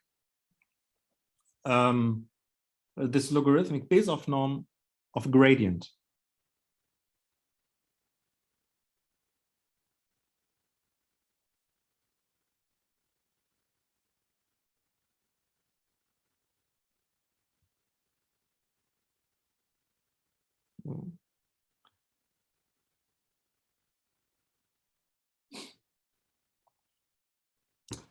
And this is of course not surprising. Yeah, I mean also as for the standard energy estimate, we just gain exactly one derivative and integrate it against time and multiplied by the diffusivity constant. So this carries over 1-to-1 to the diffusive to this logarithmic Bezoff norm, and then there's an easy consequence via interpolation.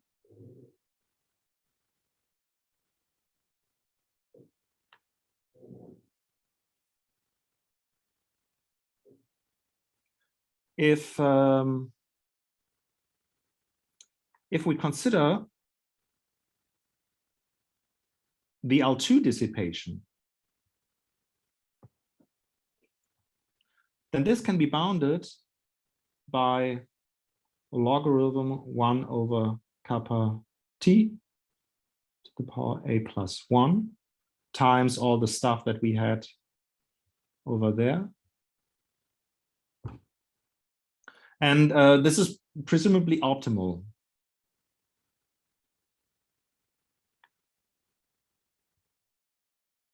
That the dissipation vanishes logarithmically when we take the vanishing viscosity limit, and the rate is this logarithm to the power a plus 1.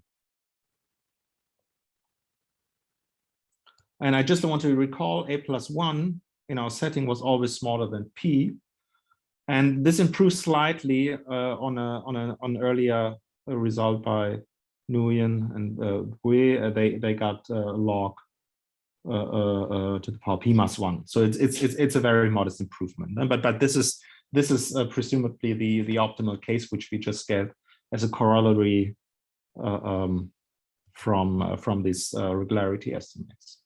Okay, so I think I'm perfect in time, and I should stop here. And I'm happy to take questions. Time. Really perfect in time. Thank you very much. Thank you for the very nice talk. So, is there any question? So I see Emil, please. Yes, hello, Christian. Thank you so much for the talk that I really enjoyed. One technical question. So when you say you consider this kind of Bezoff space, it's not one of the classical Bezoff spaces, right? It's not a BPQ alpha, but it's a larger one. Is that correct? The logarithmic one. Yes. Yes. Yeah. This is not the classical. It also can be found in the literature. I think it also has been recently considered only, but it's kind of. Yeah, it's not the classical one. Okay, and another question maybe. So the result that you have about propagation of this log Bezoff regularity for the PDE, would that allow you to say anything more about the propagation of regularity for the flow?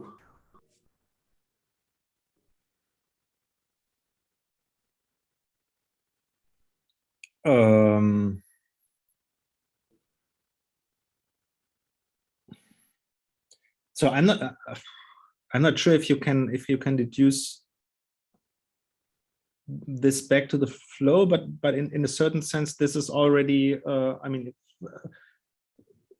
this is already here in this estimate, Kuppert-Ellis estimate, and really a sharp, I would say, a sharp translation into regularity for the vector field, for the flow, is done or should be able, could probably be done with the techniques of Bui and Nguyen. I'm not sure if this is already inside there. Okay, thank you. Can I ask a question? I don't know how to raise my hand. That's okay, Camila. No worries. Raise your voice, Camila. Yes. Sorry. Hi, Christian. Thank you very much for the nice talk. I want to ask you your opinion about something. So you were stating about the criterion, absolutely correct, that so if you have regularity bounds for gradients and then interpolation estimates, so then you have a lower bound. I wanted to ask you, so I have always the feeling that by interpolation estimate, we are losing something, but then just at the end of your talk, you were saying that you get the bound via interpolation and you believe that is probably optimal, presumably optimal. So what is your feeling about using interpolation in order to derive these H-1 norm type of estimates? No, so so interpolation should, if you do it the right way, interpolation should be always sharp. You lose when you do Sobolev inequalities and you make whether dimension or Poincaré, whether dimension of the space of your domain enters, then you lose. But if you do interpolation, that should be sharp. Okay.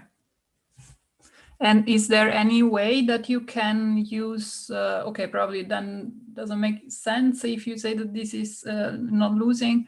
But would there be a chance that with this Bezoff space type of estimates, you could directly address the H-1 norm without passing from through the H-1 norm? I am not sure. I mean, I think I wouldn't, if I would not go into this direction. I think the theory that I sketched tells us that it's in the LP setting, it's not good to consider the H-1 norm. And I mean, if you consider the bounds that we have so far that have been derived for mixing in the inviscid setting for the PDE, there is this result by Kiselev and Chu, and they make use of the ODE. They reduce everything to the ODE estimate. And if you want to work on the level of the PDE, I think what you have to consider, and I think that kind of you want to argue via Grunwald, because you want to get this exponential rate.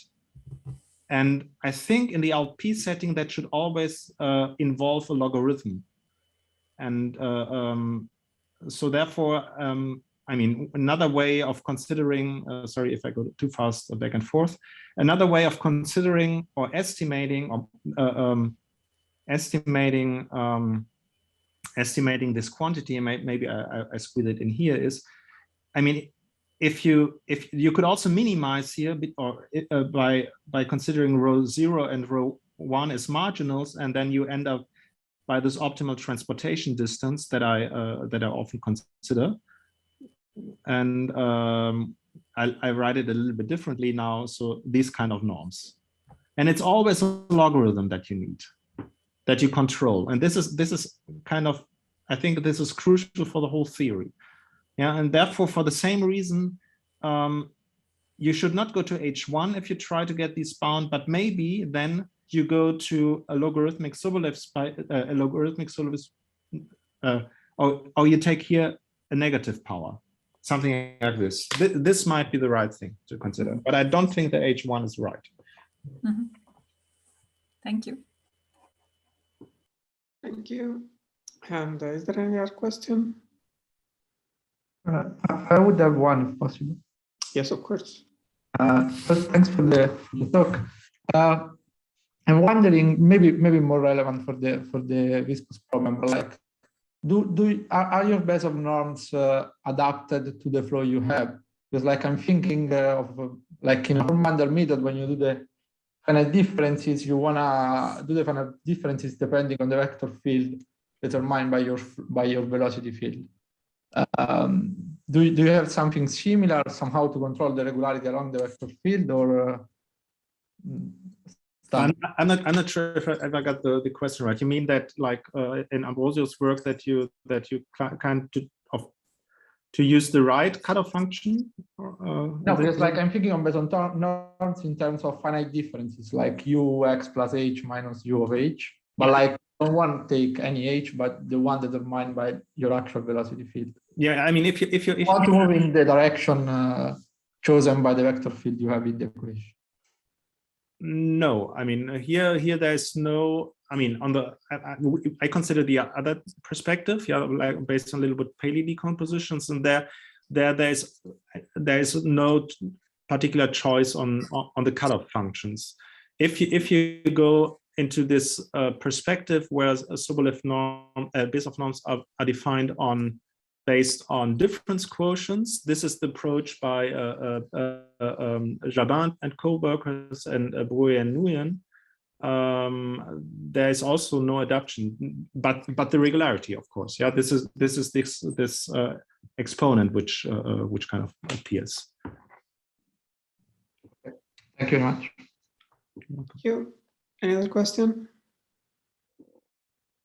If not, well, we virtually thank Christian again, and we thank again Stefano for the talk before and all the participants for this morning session.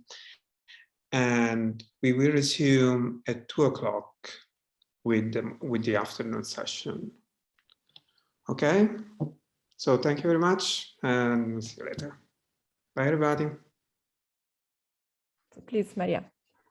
Thanks, Laura, and thanks to all the organizers for this nice conference. So today I would like to present a very recent result. So the core of the talk will be this non-uniqueness result, which is obtained in collaboration with Elia Brouet and more first maybe Dallas Albritton. in alphabetic order, and Elia. Elia will speak and just after me. And so I will try to give a general introduction to the problem and to some of the essential ideas to get to this proof. And Elia will comment more on the core part of the result. Okay, so my plan is to introduce this question about existence and uniqueness of Leray solutions. I will then present the main result, and I will also introduce right away another question that I like a lot in the context of uniqueness results, which instead regards to the Euler equations. And is this sharpness of the Udovich theorem. The rest of the talk will mainly focus on different approaches that have been tried in the last maybe 5 years to obtain this kind of result, and I will present what is the status of the art regarding this problem. Also, this the one in particular, one approach that is at the basis of an answer to this question, to this second question, is also at the basis of the 3D construction for Navier-Stokes. So, and also there is some underlying philosophy which I think it's important to understand before going to 3D Navier-Stokes. So this is my plan today. I will then briefly present in general what happens for 3D Navier-Stokes, and Elia will tell you more in the next talk. Okay, so let me start with the questions. Okay, first, what are the PDEs in question? It's Euler and Navier-Stokes on RD, which means R2 or R3 in this talk. And I've written here Euler, which has 0 in the right-hand side. Navier-Stokes would have the Laplacian of U. And this PD is, I think everybody has seen it. U is the velocity of the fluid, which is a vector, and P is a scalar, which is the pressure. In all the talk, we consider a Cauchy problem, which is we fix an initial datum U0. And we also observe from now that the pressure will not play a fundamental role in this talk, in the sense that, I mean, one reason for that is that if you take the divergence of the first equation, you see that the pressure is uniquely determined up to inverting the Laplacian if you are given a solution U. Okay. What are some properties of these equations? I'll focus first on Navier-Stokes. So when we multiply the equation by U, we obtain what we call the local energy equality. So we obtain a certain differential relation, which then if you integrate in space-time, or actually here I integrated only in space, you see that the part with the divergence vanishes, and you're left with the energy equality, which in particular says that the kinetic energy plus the space-time integral of du squared is conserved. And there is also another fundamental property of Navier-Stokes, which is its scaling, which will play an important role. So if you scale a solution U with this choice of parameters, you easily see that you find another solution of Navier-Stokes. And this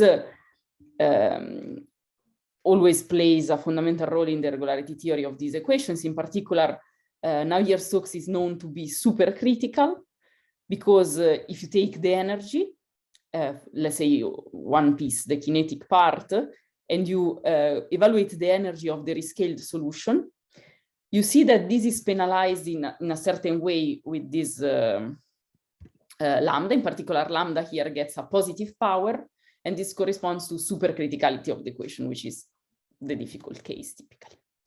Okay, what are the notions of solutions that one can consider for Navier-Stokes? Clearly classical solutions. And here the problem is we know how to do local existence, but the blow-up problem is the famous millennium problem. On the opposite side, then the idea was, okay, let's consider the weakest possible notions of solutions. Maybe these ones are easier to build globally. And this is the case. So the weakest possible notion, to give a meaning to the equation, you need distributional solutions. And for that, given the structure of the equation, it's enough to have L2 integrability locally. And then there is an important notion of solutions, which is the one of Leray solutions, or Leray-Hopf, sometimes called. These are distributional solutions, which moreover satisfy the global energy inequality. That is, the energy at time t maybe is not equal to the initial energy, but it's below. And now I will comment maybe in the next slide about existence. Well, or maybe let me just say now, the importance of this notion is that they exist. The solution, they exist globally in time. And this was the very famous paper by Leray on ACTA in 1934. Still an intermediate notion of solution between Leray and classical solutions are so-called suitable weak solutions, which satisfy not only the global energy inequality, but also a local version in the sense of distributions. Now, once this result of Leray gives you global existence of these solutions, one reasonable thing to do is to introduce the singular set and hope to describe it, maybe say it's very small or even empty. So the singular set are for Navier-Stokes points where U is not locally smooth or not locally bounded. These two things are the same. And if you want to look only at singular times, you say, okay, a time is singular if there is a point in space which has a singularity. And as I was saying before, Leray proved global existence of these of his notions of solution for every divergence-free L2 initial datum. And he was also the first to prove partial regularity result for Navier-Stokes. That is, he showed that the singular set is a compact set, first, and also that it's not too big. It's dimension 1/2 on the real line, and actually h1/2 equals 0. Now, this result on the dimension of the singular times has been then improved to get actually estimates on the full singular set in a series of papers, starting from Scheffer, that then culminated in Nirenberg, proving that the singular set in space-time has parabolic Hausdorff measure 0. And this in particular implies the result of Leray. Here is a bit hidden, but the point is that the parabolic Hausdorff dimension is, weights space and time in a different way. And so when you look at time only, you get h1/2 from this result. And this is somehow believed to be the best partial regularity result that we can have and compatible with the scaling and with the quantities we have under control. Now, the question that remained open, and it was explicitly described by Hopf in his paper in 1951, where somehow he describes the Leray theory on bounded domains.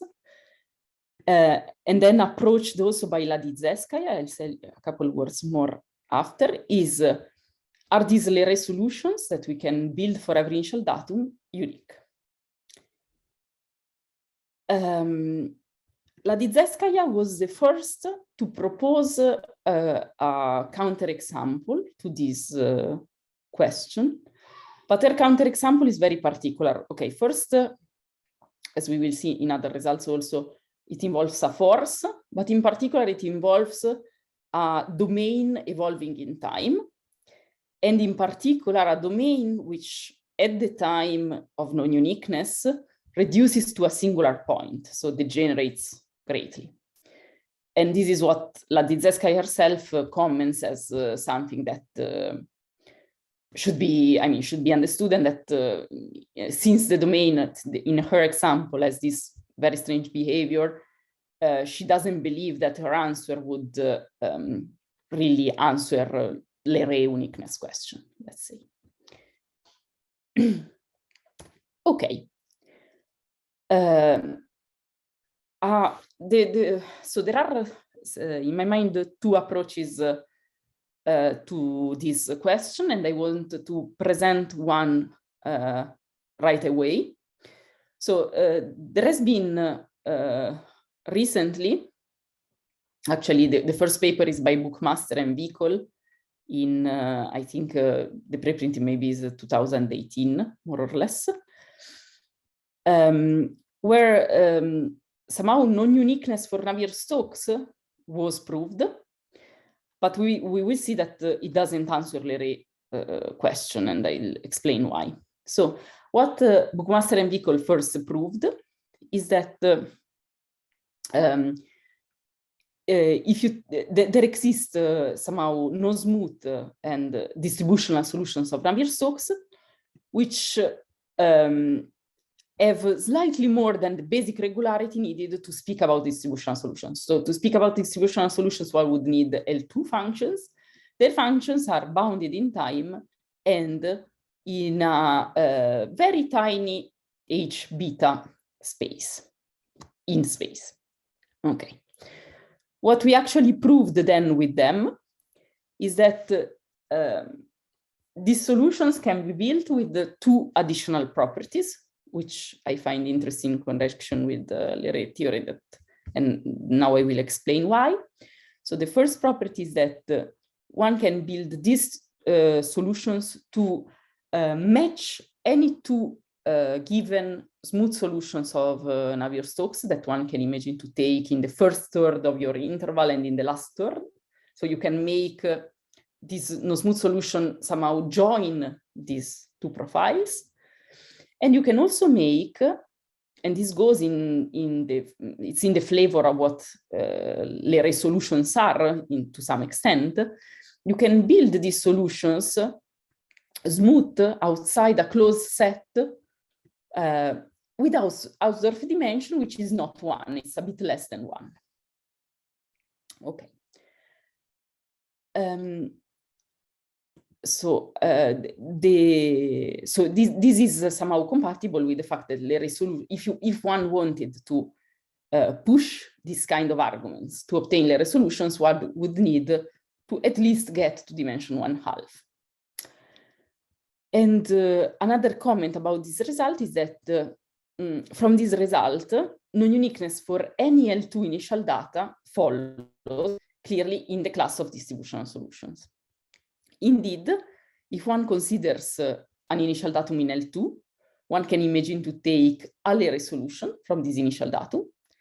This Leray solution will have epochs of regularity, so tiny intervals in which the solution is smooth because of the result of Leray. And now one can imagine to take one of these intervals and apply the theorem that I just stated on this interval to join this Leray solution, which is smooth, to any other solution. And this would create a very strong non-uniqueness phenomenon. On the contrary, this non-uniqueness phenomenon is too strong to be hoped for Leray solutions, because Leray solutions are known to be unique as soon as they are smooth, as soon as there is a smooth solution, okay? All Leray solutions must coincide with it by weak strong uniqueness. So this is to give a flavor of one possible approach. I will not describe here how to get there. But I would say that several attempts were done to push this towards Leray solutions, and I think there are now we see substantial problems in doing it. I mean, one needs very big new ideas. So the result which I want to present is this result with Dallas and Elia, where we prove that actually the resolutions are non-unique, with the price of having an identical body force, which is a right-hand side in the equation. And once we take a right-hand side, in fact, we can take the initial datum to be 0. And the right-hand side in this theorem, let me say, it's pretty natural. In particular, so the right-hand side in the way I wrote here is what is needed to make the global existence result of Leray work. So it's very natural to have global existence. And in fact, the force we get is a bit better. It's also better. I mean, it's more in the critical spaces than only in this one. But this is maybe now a technical comment. Okay. So there are two main inspirations to this work. The first one is somehow what I would call the program of first Giorgi and Zverak, starting from their inventions in 2014, and then supported by numerical evidence of Zverak and Guillot, where somehow they are able to propose a certain non-uniqueness scenario, which is based on the analysis of self-similar solutions and on what we will call a background profile, which is unstable for the linearized Navier-Stokes equations. This I will comment more on this later. The second important thing to look at is a non-uniqueness result in two papers by Lipschitz, I think still unpublished, where he answers a question that I will introduce in a minute. And the key element that we will learn from his proof is a way to find an unstable two-dimensional vortex for 2D Euler. So this will be the key element that will come into our proof. Okay. Now, as I mentioned here, this creates a good connection with 2D Euler. So now I want to introduce the question that is connected to ours for 2D Euler. And so to this end, let me introduce a couple of peculiar 2D phenomena.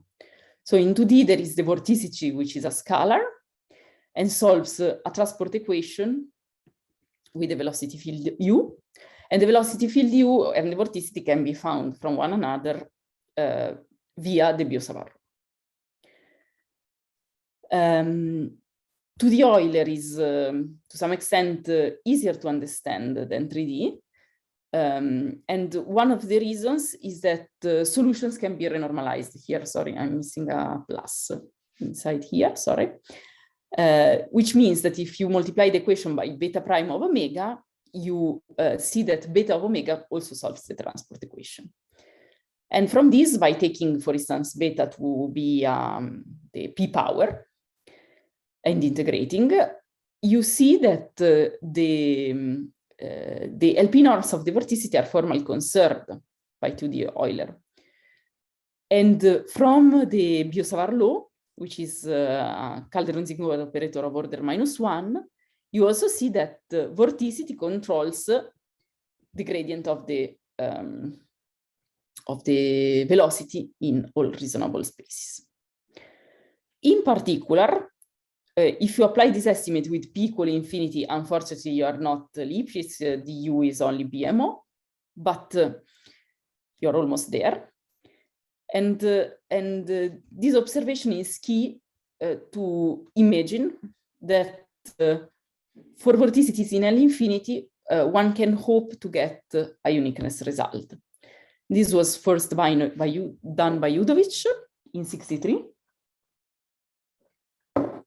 where he shows in particular, the result is even a bit more general, but it shows that if you take a bounded vorticity, there exists a unique solution of 2D Euler, which is bounded and with this initial datum. And this has been analyzed and also proved in different ways in a series of works. And the other comment I want to make is that if instead of uniqueness, you are interested in existence results, this can be obtained under much less restrictive assumptions on the vorticity. In particular, it's not needed to have L infinity initial datum. One LP is enough. And in particular, for p greater than 1, this was done by Di Perna and Baida. Then p equal 1 came later. Even signed measures are enough to obtain global existence. So there is a lot of work on this topic. And now the uniqueness question that remained open was, does uniqueness hold for oil to the Euler with vorticity, for instance, in LP? Okay, so this is what I call the sharpness of Udovic theorem, this question. Okay, there are 3 approaches that I want to briefly describe for this second question, so for 2D Euler. So I will start with an approach which we carried out with Delia-Brouet, and it's based on convex integration. And you will see that it doesn't answer the question that I just said, but it barely reaches it. And with a technique which I find, where non-uniqueness is built in a very substantial way. So the theorem we prove can be summarized in saying that solutions with almost integrable vorticity might be super wild. More precisely, we build non-trivial solutions of 2D Euler starting from the 0 initial datum, which have vorticity not in L1, but in the Lorentz space L1 infinity, which is slightly bigger than L1. And actually here I wrote the L1 infinity. One could put L1q for some exponents q greater than 2, but still in the scale of Lorentz spaces. And also these solutions have then the reasonable intermediate regularity, fractional regularity between 0 and 1, that the reasonable one that doesn't allow you to embed in W11, let's say. Okay. So I want to make a comment on this proof, just to show you, maybe my main goal in this part is to give you a general flavor, but also to give you an idea of why we believe it's hard to push convex integration to somehow the question of sharpness of Udovic in LP spaces. So the general strategy, as the results of Bookmaster and Vehicle that I mentioned before, is so-called convex integration, which is an iterative way to build approximate solutions of 2D Euler in this case, which end up with the idea that each time I build an approximate solution, but the error will go to 0. And the error will go to 0, so in the limit I will get a real solution.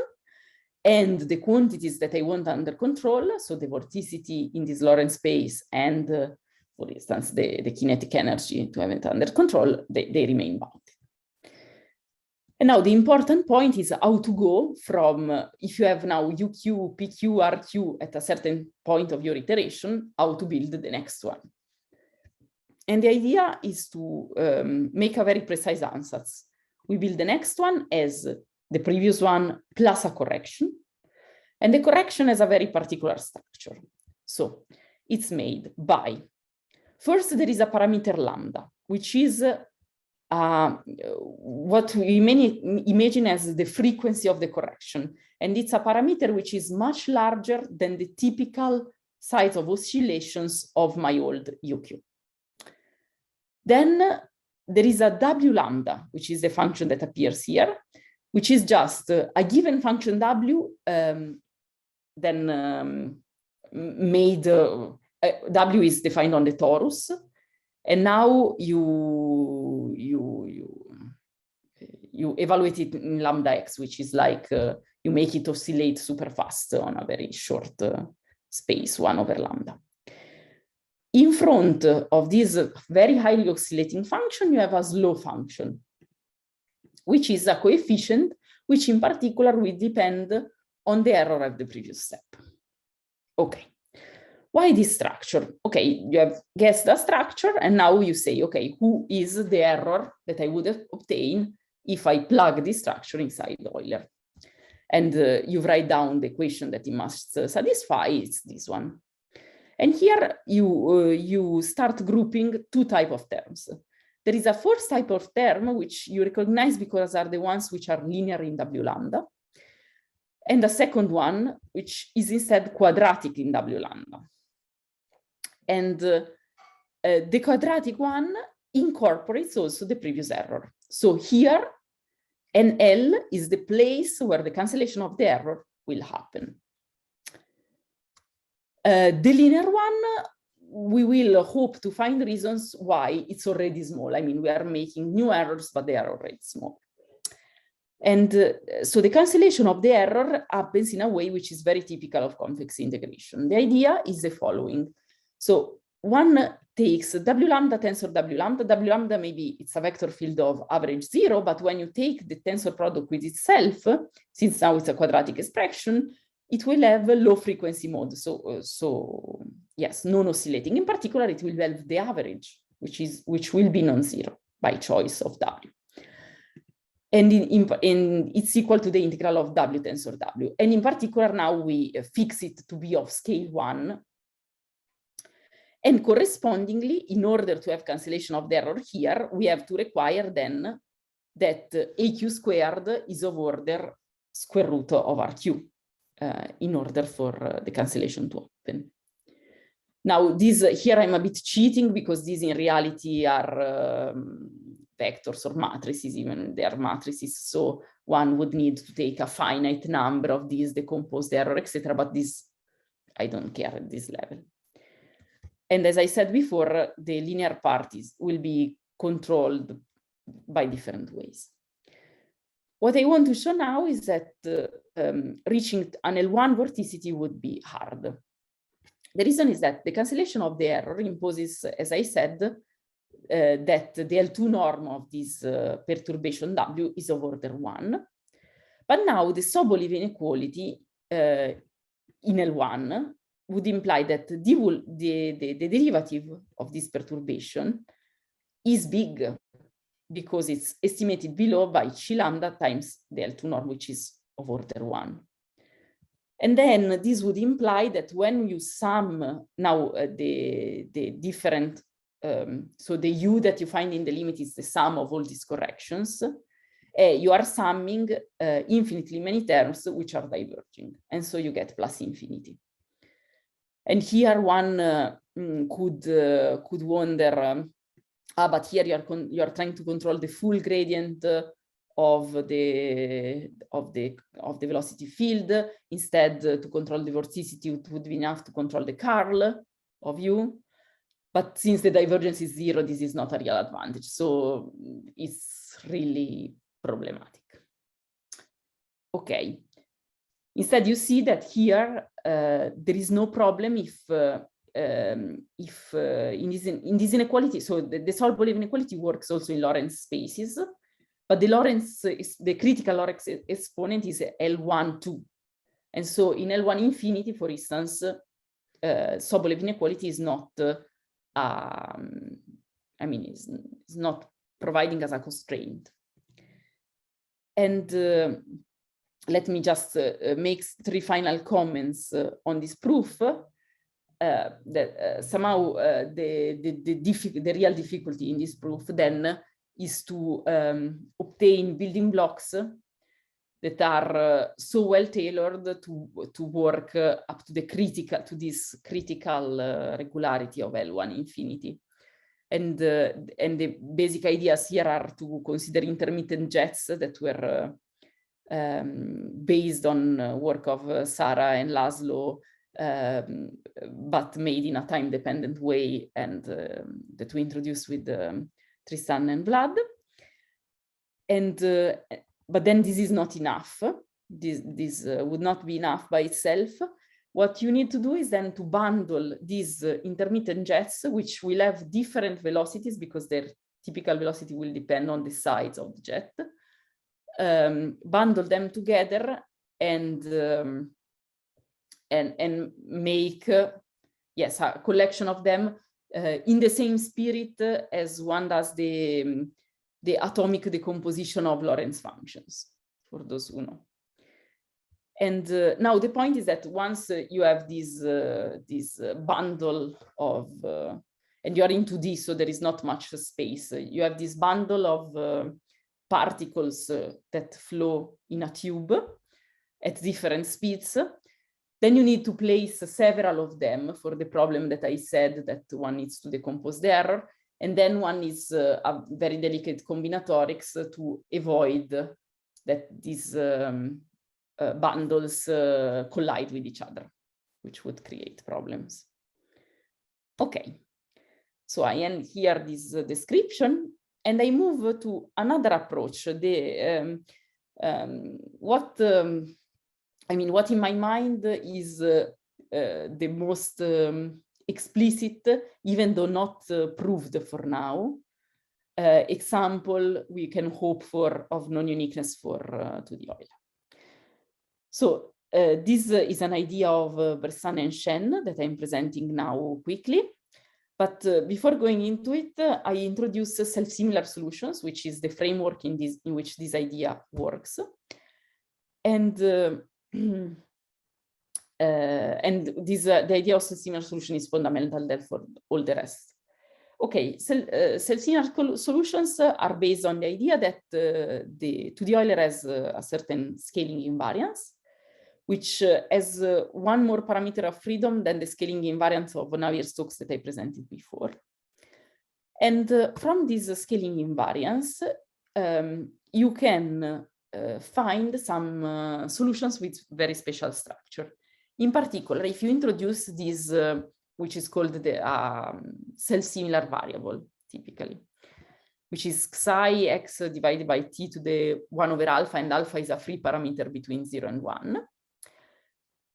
Then one can look for solutions with this very particular independence, which is a rescaling in front and a profile capital U of psi.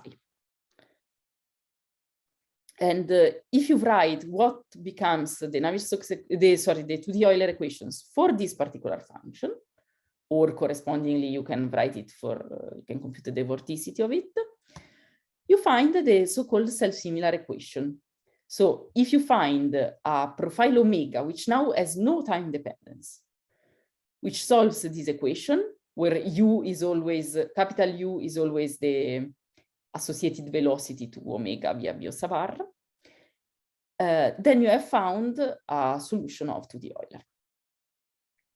And also, I will use in all the talk the convention that capital letters are profiles in self-similar variables, and the little letters are profiles in the physical space.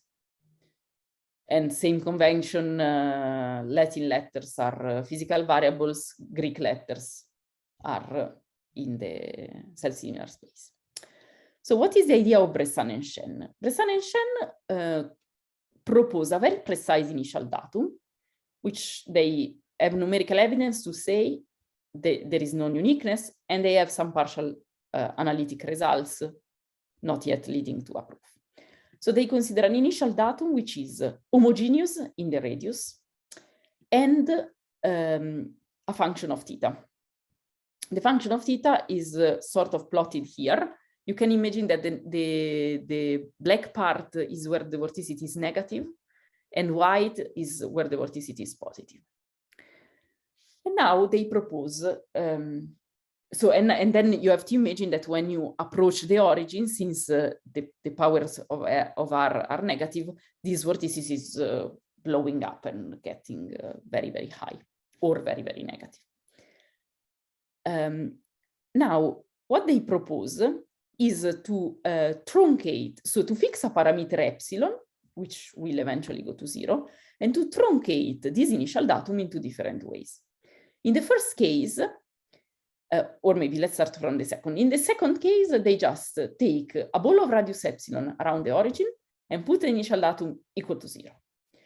In the other case, they take the same ball of radius epsilon and they replace their initial datum here with something which has somehow the maximal possible height of their solution outside this ball. Now, in both ways, this initial datum is approximated at epsilon fixed with something which is bounded. And this is interesting because we can apply Udovich theorem and say that from this initial datum at epsilon fixed, there is a unique solution. And now it's very surprising that they observe numerically is that if you start from one way of approximating or the other, there seems really to be some sort of change in topology of the solution in question. In one case, the solution looks like a single vortex which starts rotating on itself. And in the other case, where you have put to 0 the vorticity in between, there are like two different vortices that separate up. And now the hope is that when you send epsilon to 0, this topological difference in the solutions will remain and so generate no uniqueness in this way. This is a super explicit picture. And both these solutions would be self-similar. So would be in the class that I described before. Unfortunately, it's very difficult to prove that this is really the case. And so Wischik proposed then a different approach to this problem with the price that he has to pay a fourth term in the right-hand side of the equation. A fourth term that, though, doesn't change the existence part of the theory. So the global existence part is still fine. And what he proves is that if you consider 2D Euler with a forcing term in the right-hand side, there are two distinct solutions with the same initial datum, which is 0. Okay. And this work are two pretty big unpublished papers and was revised after a one-year reading seminar organized by Camillo at the IAS, where I participated with several people that are or were last year at the IAS. And these are sort of lecture notes with some novelties in certain parts of the proof and the approach. Okay, what's the idea of Wischik? So the starting point of Wischik is a self-similar profile as before. And what he does is to consider now the so-called similarity variables, which are the one that I introduced before, and then time is typically called log t to somehow desingularize the equation at time 0. And one can write a general solution as the sum of this u bar plus what we will call a perturbation, a small perturbation, capital U, that is here. And corresponding, the vorticity associated to this little u will be the old vorticity omega bar plus a perturbation. And now it's an easy computation to see that this little u solves Euler if and only if the capital U and the capital omega that are unknown in this quantity solve this sort of modified Euler equation. And the important remark is that if one is able to find a non-trivial solution omega, which vanishes as time approaches minus infinity, notice that time going to minus infinity, since we have a logarithmic change of variable, means the physical time going to 0. Okay. If this perturbation vanishes going to minus infinity, then we would have two distinct solutions with the same initial conditions. And now, okay, how to hope to find a solution that vanishes when time goes to minus infinity?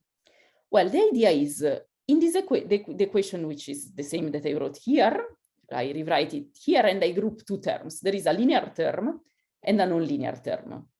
The linear is because U bar is considered something fixed. It's what we call a background. It's a U bar that we fix once for all.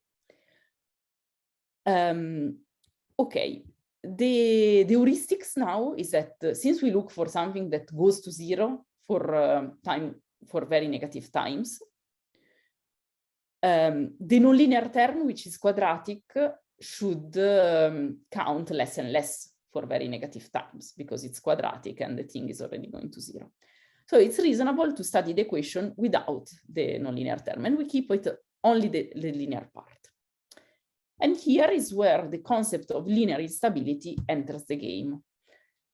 Because suppose for a moment that you find in some way an unstable eigenvalue lambda, which is real part positive, so a solution of the eigenvalue problem, then this would automatically generate a solution of the linear problem which goes to 0 for negative times. Because once you have an eigenfunction, you can always associate a solution of the semigroup equation by taking the exponential of lambda t times theta, and then real parts to make it reasonable. And this solves the linearized equation that I wrote here. So now,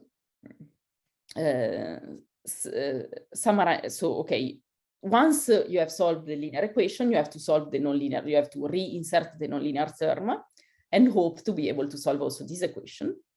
But for that, there is now a very precise ansatz. You can make the ansatz that the solution you're looking for is the linear solution that you just defined, plus a perturbation.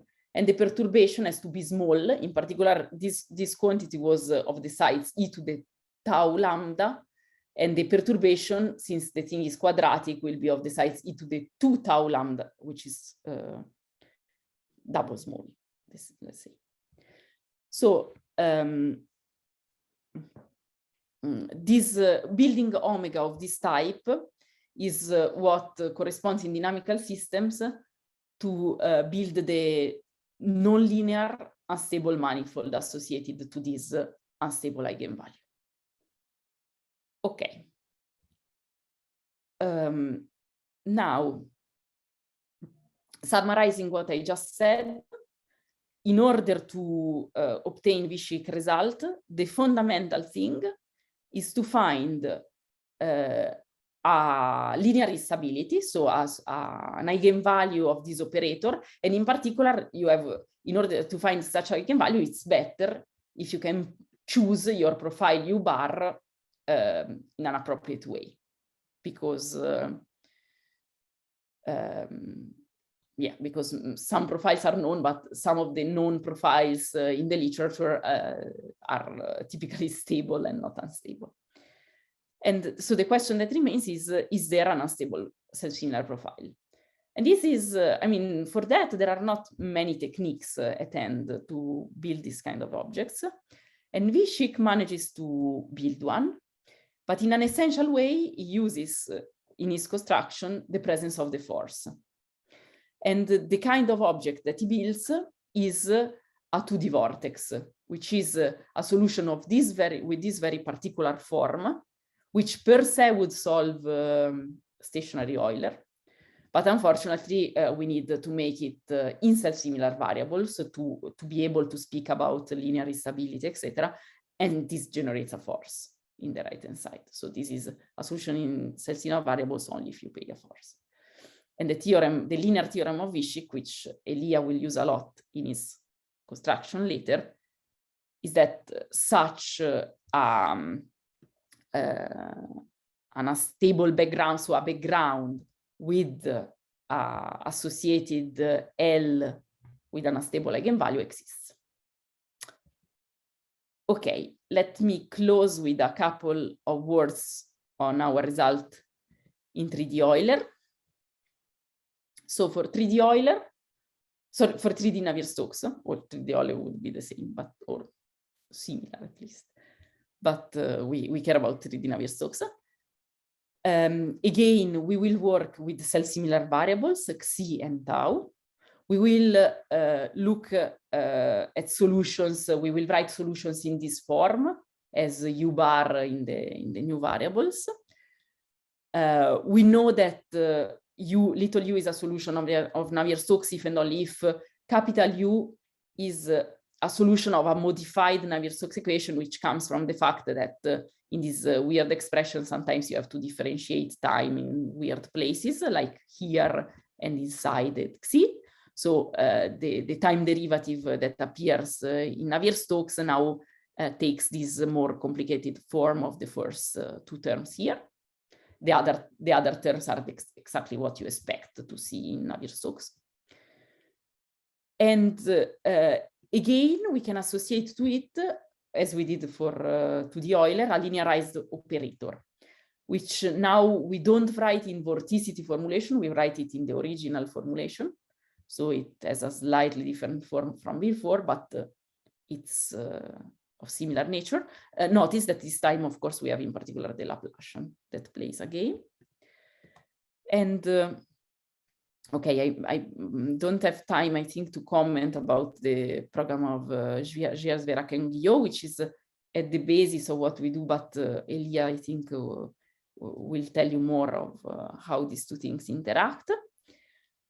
And I just conclude with somehow a more effective version of the theorem obtained with Dallas and Elia, with respect to the one that I explained before. So now I want to not only tell you Leray has non-uniqueness, but I want to tell you also how this non-uniqueness arises.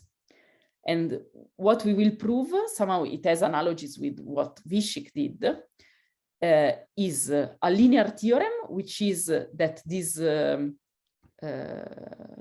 linearized operator in self-similar variables has an unstable eigenvalue, which is a solution of this equation with the positive real part. Then I will associate to the unstable eigenvalue a solution, an evolution, a solution of the semigroup, which I called the linear part of my solution.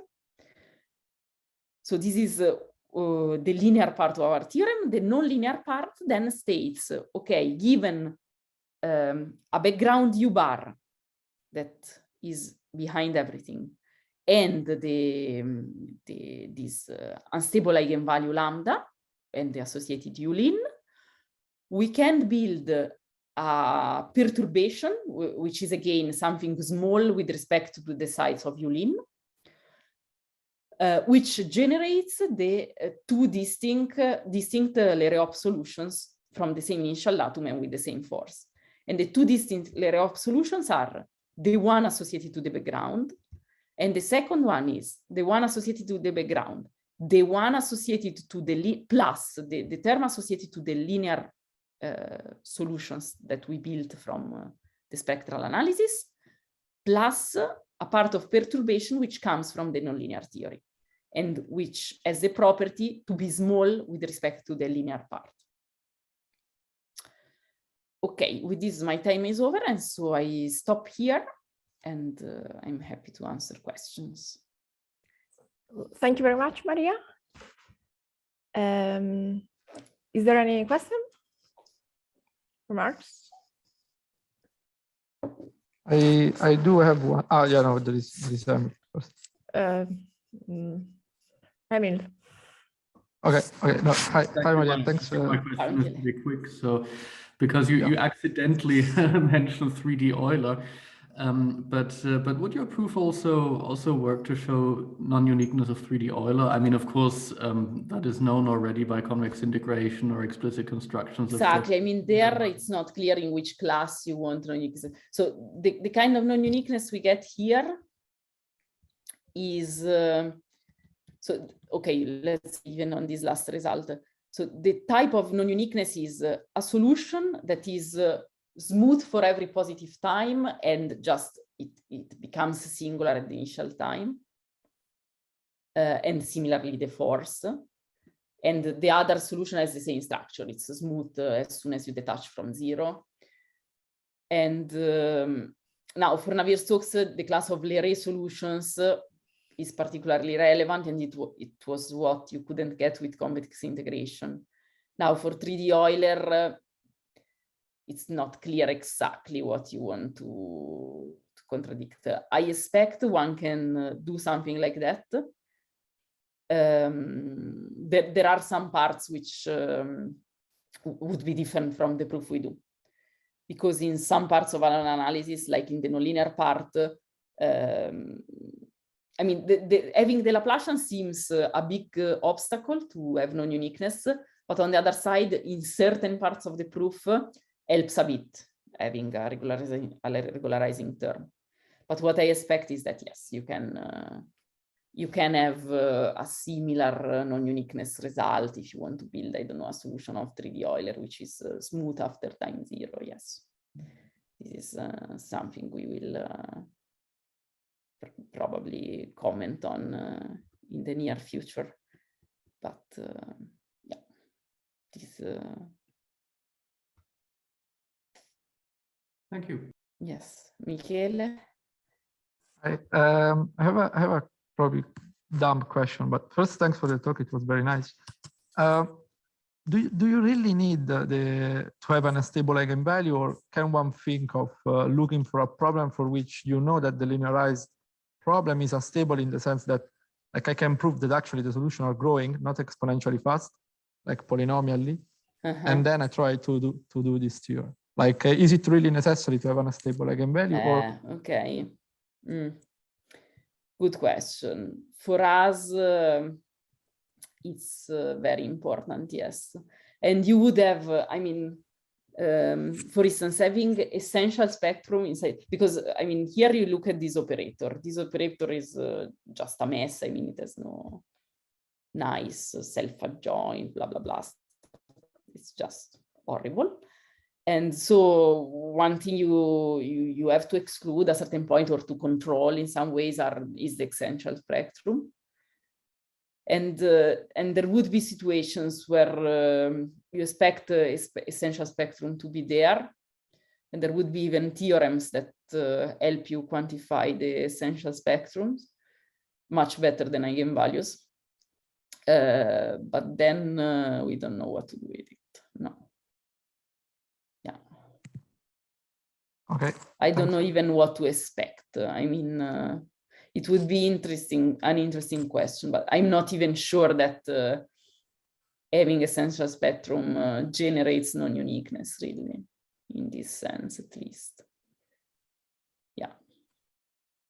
Yeah, no, my question is because basically you are linearizing around the vortex, and nowadays we know some information about the linearization around vortices in 2D. But yeah, no, like having an unstable eigenvalue, it's pretty nice. Okay, thank you. And here, unfortunately, I mean, to get really the unstable eigenvalue, what you pay is the force. And so this would be a very interesting question, because maybe if one finds a different strategy, then one can get result with the force 0, which would be nice, both for Navier-Stokes and for Euler. But... Is there any further question? I do have one. Hi, Maria. Ciao, Luigi. So you said by removing the Laplacian is not true. I mean, you don't know a priori that the same proof applies. No, right? No, wait. Vyšik does it into D. Well, Vyšik into D has no Laplacian and he has a certain theory, let's say, and it works. So, yeah. And we have also a slightly different approach in the note. I mean, we have a different approach in the notes to realize this nonlinear part, which is an alternative way of doing this. Yes. What I just said is maybe it's not written in full details for 3D Euler. Exactly. Because the 2D Euler part relies on very precise, even cancellations inside the equation. I mean, on looking at very precise structures. Yeah, so, yeah. I mean, that's what I was saying. Like, you don't know. I mean, it's not trivial for you that Vyšik applies to 3D with this proof. Like there is the same result. Yes, exactly. But you expect. But I think it has very, very good hope to apply at least to 3D with some particular structure, like the axisymmetric nose work that Elia will introduce in 30 minutes. So yes. And also, so this is close to the question from Emil before. Like by proving non-uniqueness for Euler, do you think, like, I mean, you said, I mean, it always depends in which class you look for the non-uniqueness. But for instance, in like to look for non-uniqueness in some H alpha for 3D Euler. Here there is a force though, eh?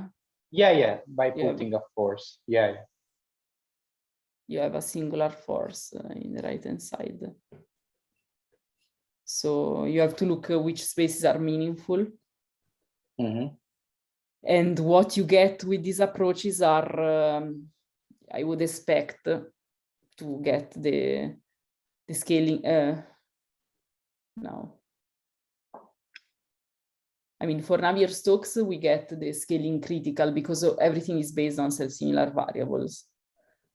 Now, for 3D Euler, I would have to think a bit because now there is more scaling flexibility, and I'm not sure. I mean, there will be bounds on how you use your scaling flexibility. So you have to see inside the proof how this flexibility in the scaling, which would probably imply flexibility in the spaces in which you construct things. I mean, how much of this flexibility you can actually use and how much instead is bounded by other parts of the construction. Okay, thanks. In any case, you will always get results with force with this approach. Yeah, of course. Other questions? Okay, so if this is not the case, let's thank Maria again. And we'll resume in half an hour. Is Elia Brouet from the Institute of Advanced Studies, and he will discuss the second part of the previous talk. Thank you very much for the introduction, and I would like to thank all the organizers for this invitation. It's really a pleasure to be here today.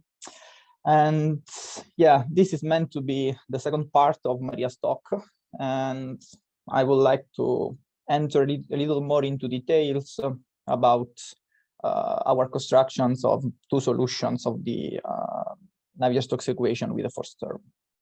And let me start by briefly recalling the setting, maybe for people who didn't attend the previous talk.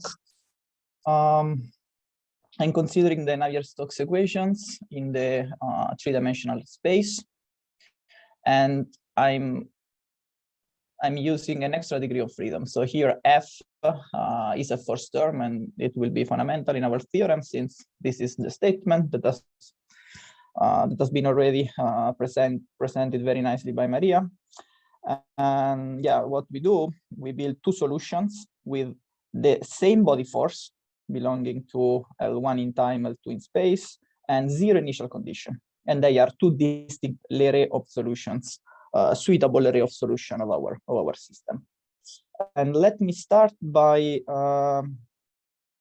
giving some technical comment regarding the structure of solutions and their regularity. So first of all, we are able to build a continuous family of solutions connecting as two self-similar solutions. But let me just consider two of them for the sake of this talk. I'm going to denote one by U and the other one by U bar. U bar is the simplest solution, is purely self-similar, and is defined by means of a profile, capital U bar, which is pretty nice. It is a smooth divergence-free vector field, compactly supported. So it's a pretty good object. And I'm gonna use this convention that capital letters denotes solutions in similarity variables, and small letters denote solutions in standard variables. And as you can see by the very definition of U bar and the regularity of capital U bar, our first solution is way better than just L2 uniformly in time and H1 in space, L2 in time.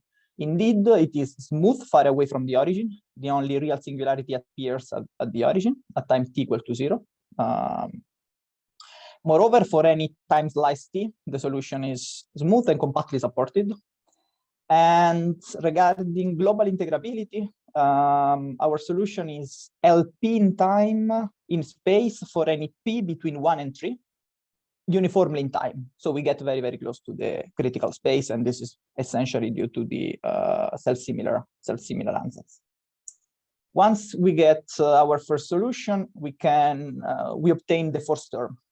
It will be 0 if capital U were a self-similar profile, but it is not the case in our construction, and we get this fourth term, which again has a self-similar structure. And capital F, the profile, is basically defined by applying the Navier-Stokes operator to U bar. And as you can see, the structure of F is the same structure of U bar. Capital F is smooth, compactly supported.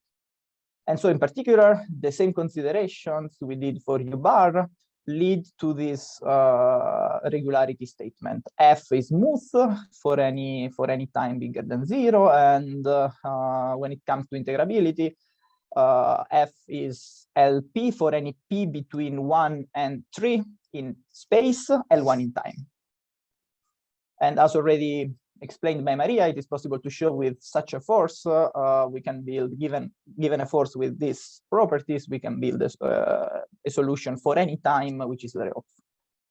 Now, what about the second solution? The second solution is essentially a perturbation of the first one, and we add to U bar two other terms, U-lean and U-per. And U-lean comes from the linear instability, and I'm gonna explain this a little more in detail. And U-per is a small perturbation, which is, I mean, it comes from a fixed point theorem actually. But regarding irregularity, the key point is that U-lean and U-per are both smooth objects, completely smooth.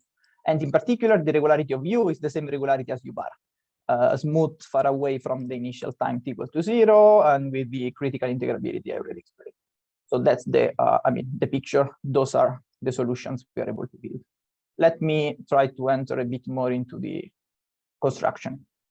As already explained by Maria, essentially we have two steps, the so-called linear step and the non-linear step. The linear step provides a linear approximation of the problem. So given U bar unstable, we look for a second solution, and we try to build it starting from the linear instability and going to the lifting this linear object to a nonlinear solution of the standard Navier-Stokes equation. And what do we mean by instability? Well, we look for a profile U bar, which is smooth, compactly supported, admitting such that the operator LSS, which is the linearized operator, the operator obtained by linearizing the Navier-Stokes equation around the background U bar. And we ask for the existence of an eigenvalue with positive real part that I'm going to denote by lambda, admitting an eigenfunction eta with some regularity. And yeah, this is what we want to build. And the second step, once we get such an object, of course, we have already obtained the first solution, because given U bar, we can define small U bar and we can define the force capital F, and we have just to build the second solution, small u. And here the ansatz is the following. We first solve the linear problem, and capital U lin will be the solution of the equation time derivative equal LSS of u. And being eta an eigenfunction, the solution is simply e to the power eigenvalue times tau multiplied against the eigenfunction eta, and we take the real part just because we want to work with real objects. And after we perform a change of variables, and we go from similarity variables to standard variables, and we get U lin, which is our first approximation of second solution to an Navier-Stokes equation. And the final construction is based on a fixed point argument. And my main focus will be the first part, the construction of the stability, which is also the hardest part and the most challenging part of our paper. But I want to spend a few words about the second part of our paper, the construction of the nonlinear solution starting from the instability. And let me try to explain a little more in details what's the answers. Once we have U bar, we want to find the second solution by perturbing it. And let us define U as U bar plus B. And let us try to understand what's the equation solved by V in order to have a second solution of the same Navier-Stokes equation with force term F. And it turns out that it's a simple computation that the equation is the one written here. And as you can see, it is a modified Euler equation, Navier-Stokes equation. And the only nonlinear term, nonlinear in V, because U bar again is fixed, the only nonlinear term is the purple term here. Now, U lin built in the previous slide, the one built here, it's simple to check essentially by construction. It solves another equation, which is the previous one after we drop the purple term. So essentially it solves the linearized equation. And now, what's the idea to reintroduce the linear term we are neglecting? The point is instability. The solution U lin built by means of instability is very small, at least in the L2 norm, but it is small also in other norms, when t approaches 0. And here, remember that the real part of lambda is a positive number. That's the definition of instability. So in particular, if we look at very small times, U lin is a small object. And in particular, when we take the square, it is even smaller. And being the nonlinearity quadratic, it's natural to expect that the nonlinearity actually behaves as a perturbation in this scheme. And therefore, we can try to solve the original Navier-Stokes equation with this ansatz. V is defined as U lin plus U per, and we hope to find some U per which is smaller than U lin. It should be of the size of the square of U lin. And this is possible. It's nothing but a technically demanding fixed point argument. And this gives the second solution. Let me make a comment which connects with what Maria said about convex integration and this other approach. Here, the fundamental part of the argument is based on the linear part of the equation. The nonlinear part is an error. In the convex integration scheme, the linear part is an error, and the nonlinear part is the one which is used to cancel the error out. So here there is a completely different point of view on the non-uniqueness problem. Anyway, this being said, let me pass to the core of our paper, which is the construction of an unstable vector field. That's the problem we have to solve. We look for a vector field U bar, smooth, compactly supported. So actually, we can assume some other growth at infinity. It's not necessary to have something which is compactly supported, but for sure it helps a lot in building the nonlinear theory. And we want that the operator LSS is unstable, meaning that there exists lambda in the point spectrum with strictly positive real part. And to do so, to build this unstable object, I'm going to do several reductions. Reduction number one, I want to drop the first two terms in the operator LSS. And I'm going to introduce the operator LST, and ST stands for steady. Indeed, LST is the operator you get while linearizing the Euler equation around the steady state profile, while LSS is the linearized of the Navier-Stokes equation, that's the Laplacian. Here is the Laplacian, linearizing the Navier-Stokes equation in similarity variables. Now, of course, LST is simpler to manage. And why do we expect that studying LST should be enough to understand LSS? Let me give a heuristic here. Actually, the real proof is a little complicated and uses a lot of structure of our operator, but let me give just an idea and intuition.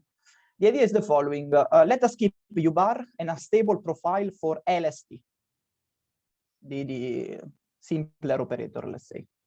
Now, if we multiply U bar by a very big number, say epsilon to the power -1, where epsilon is very, very small, then the operator LST, of course, changes because it depends on U bar, actually linearly, but it changes linearly. So in particular, if U bar were in a stable if eta were in a stable eigenmode, then eta is still in a stable eigenmode for the new operator with a way bigger eigenvalue, which is epsilon to the power -1 times lambda.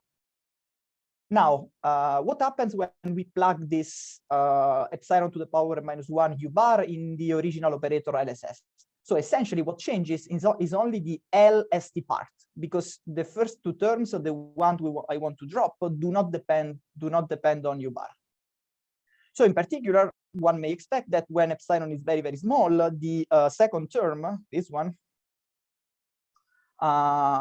is gonna dominate. And this is the case. So actually, the claim is not as robust as one may think, because there are situations in which this, starting from a picture like that, Laplacian plus something big, one cannot prove the existence of some unstable mode for the entire operator, starting from the instability of the second part. And the reason is that here the Laplacian is the higher order term. So it's a pretty important term that we are neglecting. But we have a lot of structure in this problem, and we managed to prove this perturbative argument. And in all of this perturbative argument, the key point is to show that the spectral projection is continuous with respect to this parameter epsilon. It's continuing in some sense. Okay, this is the first reduction. Now we can work with LST, which seems simpler, at least. Now, let me give the main ansatz of our construction. Let me recall what an axisymmetric no-swirl vector field is. In the Euclidean space of dimension 3, I'm going to consider standard cylindrical coordinates. And axisymmetric no-swirl vector fields are the ones written in this form. They are divergent free. And they have only two components. One in the radial direction, ER is the radial direction, and EZ is the Z direction. And as you can see, the two coefficients here, UR and UZ, do not depend on the angular variable theta. This is what makes the axisymmetric vector field no-swirl. And interesting observation, and this is going to play a role in a second. If you pick the curl of U, the curl has a completely different structure, is a purely swirl vector field. It means that it has only one component in the angular variable, and the coefficient is capital theta, and it's capital omega, and it depends only on R and Z. And the sign minus here is a convention that is going to play a role in a second. So in particular, we can think of curl of axisymmetric no-swirl vector field as scalar objects, because they are essentially scalar. they all point in the same direction, E theta. Now, we look for instability in this class, in the class of axisymmetric no-swirl. And the key observation is that the operator LST, we have to understand, actually maps axisymmetric no-swirl into axisymmetric no-swirl. So if we get lucky enough, we can find an unstable mode, which is axisymmetric no-swirl. And this is actually what we do in the end. Now, I have to discuss a further reduction. Let me call it second reduction. It is very useful to write the problem in vorticity formulation. So now we have an operator acting on axisymmetric no-swirl and giving back an axisymmetric no-swirl vector field. And the vorticity formulation is nothing but taking the curl of this operator. After taking this curl, we have a new operator, and I'm gonna which retains the same information of the previous one, and I'm gonna denote it by L-vor. Vor, of course, stands for vorticity. And let me explain the two main advantages of working in, actually three, of working in vorticity formulation instead of original formulation of the problem. So first, as you can see, there is no pressure anymore, while the pressure appeared in this operator LST. And this is simply because the curl of the gradient is equal to 0. So no pressure around. Second advantage, as we already observed, the curl of axisymmetric no-swirl is essentially a scalar, and therefore we can imagine that our operator acts on scalars. And indeed, L-vor acts on L2 R plus time R, and R plus. So small r belongs to R plus, and Z belongs to R. And the second equation here connects is the Biot-Savart law, essentially. It's the three-dimensional Biot-Savart law. Connects the curl of an axisymmetric no-swirl vector field with the vector field itself. And yeah, and third advantage of this formulation, the black part of our operator, the first two terms, they actually have a pretty good structure.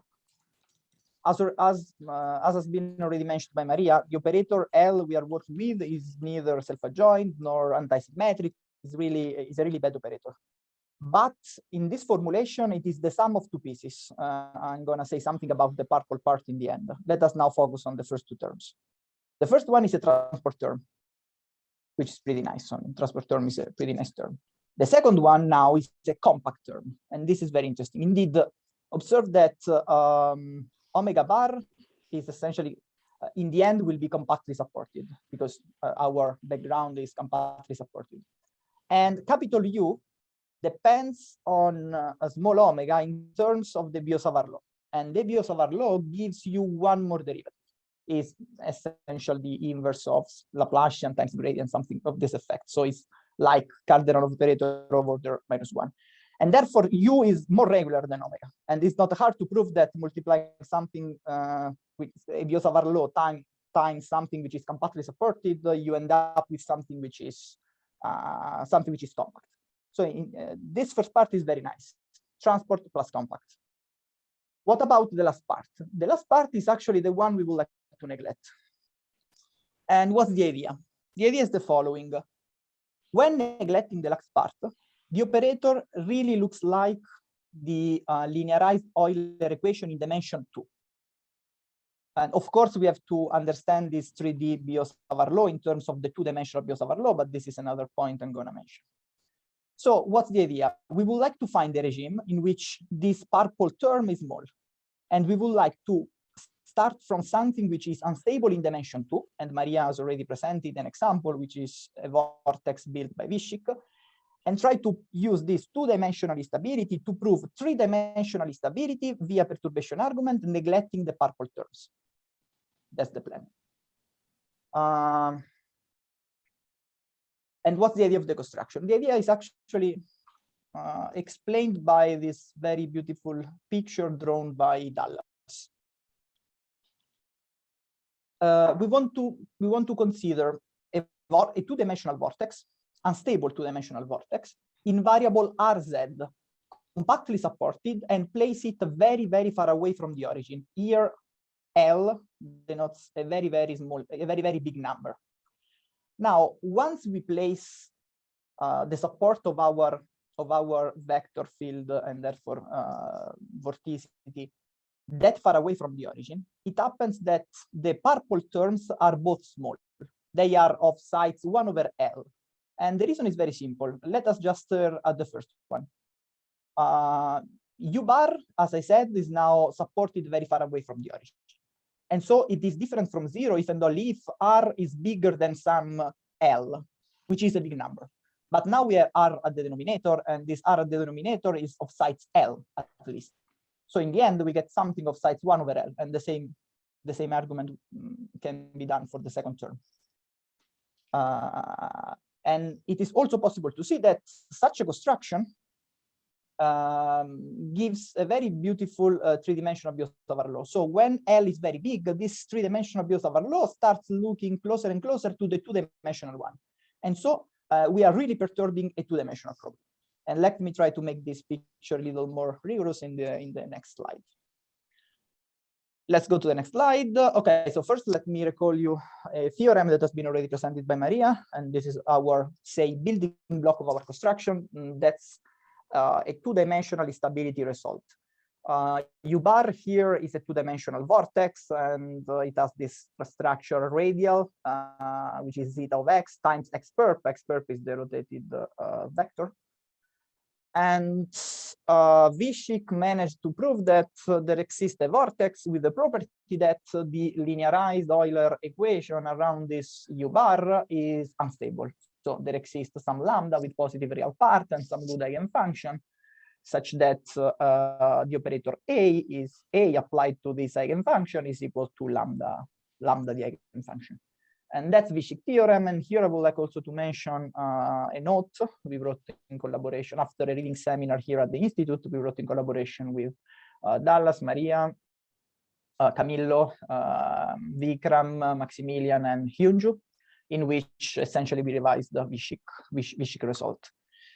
Okay, now, how do we employ this unstable vortex? So first we have to truncate it. Indeed, Wyschik's vortex is not compactly supported. It decays and actually pretty slowly at infinity.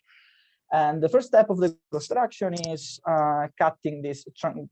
So let us cut this vortex in order to make it compactly supported. And this is actually, I mean, it's not that difficult. The idea is the following. We define U bar R simply by multiplying the vortex against a radial cutoff function. And of course, the fact that it is radial is fundamental. And now the idea is to again employ continuity of spectral projections to prove that when R is big enough, the vortex U bar R is still an unstable vortex, meaning that the associated operator is still unstable. And that's the very first step. Now, following the picture I showed you before, what I want to do is consider the two coordinates of this vortex, translate them very far away from the origin according to a factor L, which is very big, and place them on axisymmetric no-swirl coordinates RZ. And that's exactly what is written in the last line here. The final, almost final actually, ansatz is that U bar is axisymmetric no-swirl, and in direction R, it is equal to the first coordinates of U bar R translated very far away from the origin, and the same happens in the coordinate Z. And L is a very big parameter. What's the op? The op is that some perturbative argument tells us that the two-dimensional instability of U bar R lift to a three-dimensional instability of our U bar written in this form. Technical comment, U bar written this way is not even divergence free. So there is here another hidden technical step which requires finding a small perturbation of U bar, which is divergence free. But I don't want to enter into details on that.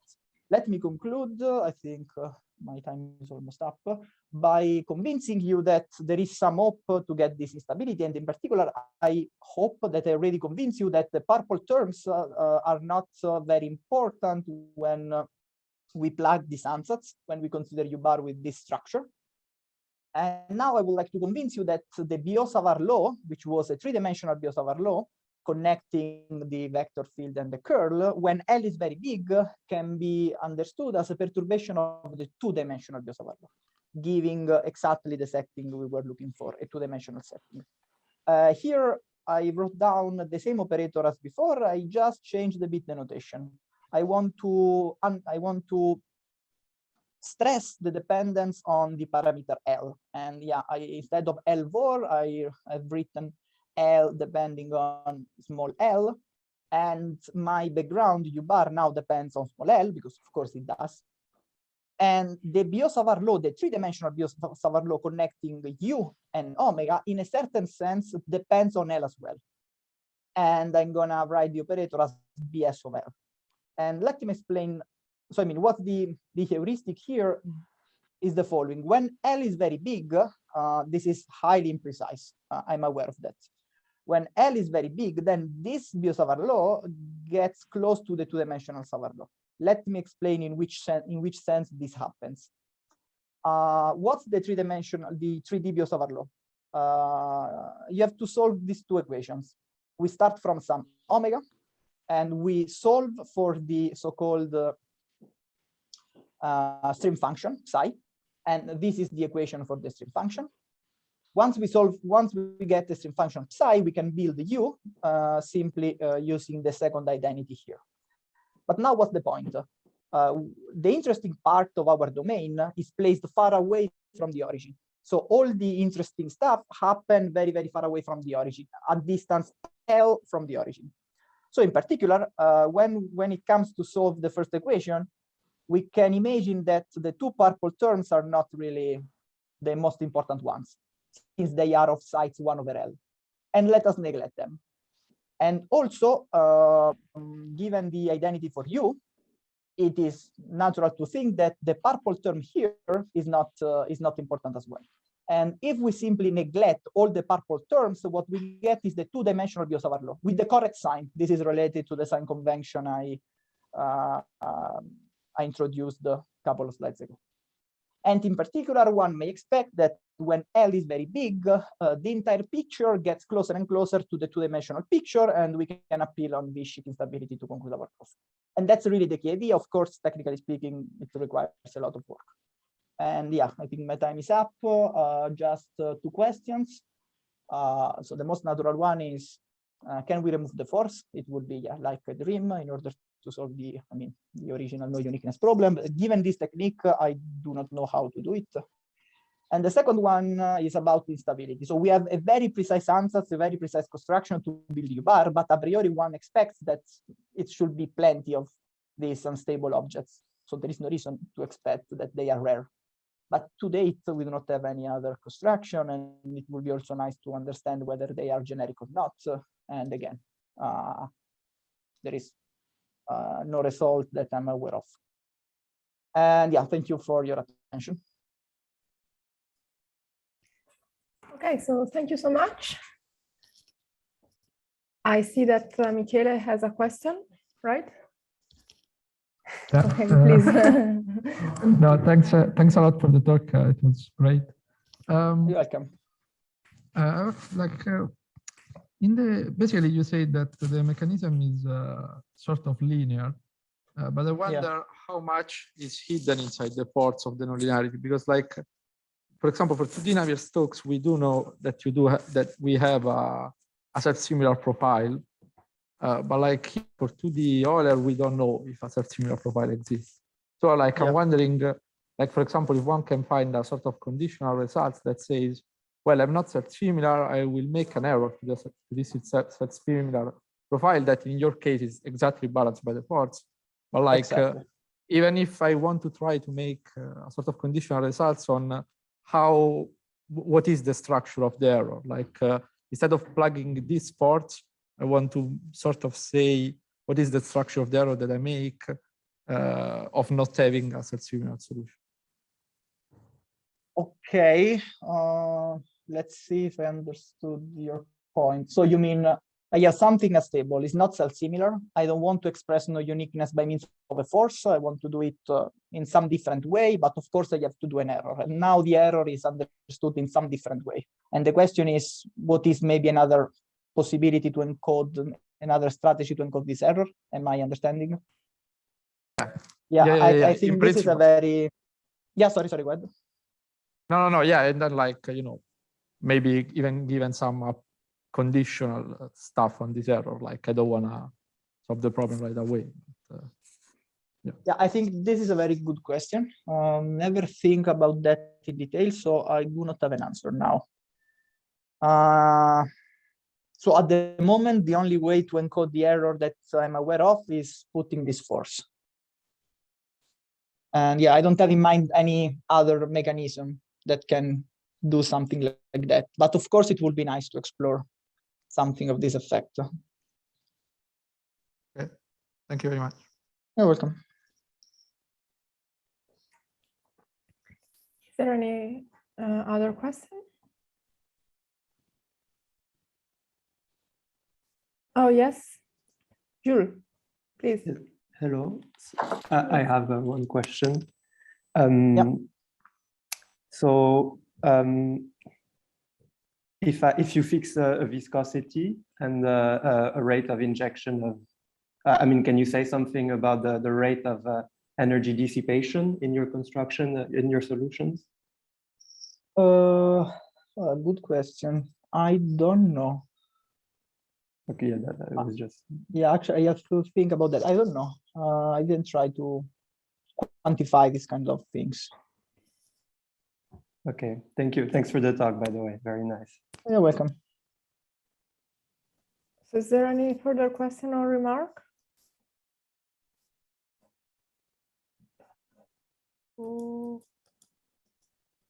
Okay. If this is not the case, let's thank Elia again. You're welcome. And thank you again for the invitation. And we resume in about 7 minutes.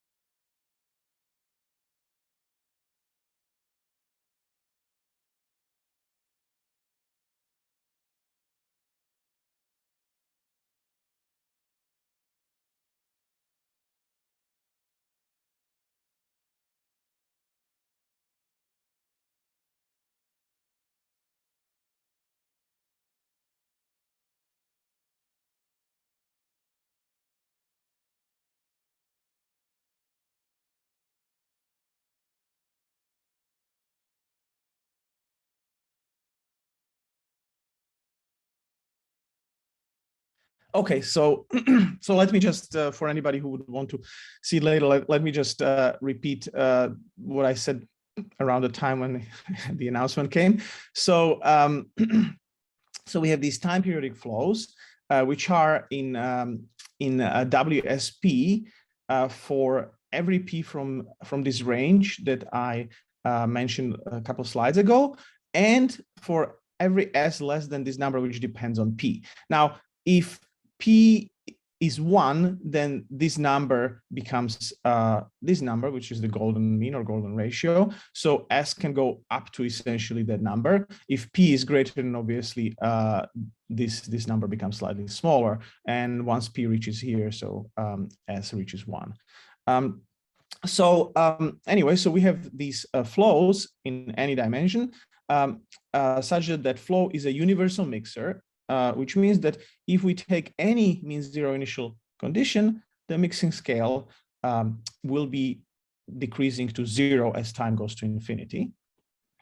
Okay, so that's for any infinity initial condition. But also, this flow is an almost universal exponential mixer in the sense that if we have initial condition with any regularity, so any sigma here greater than 0, then the mixing scale decreases exponentially with time, and the rate only depends on this sigma.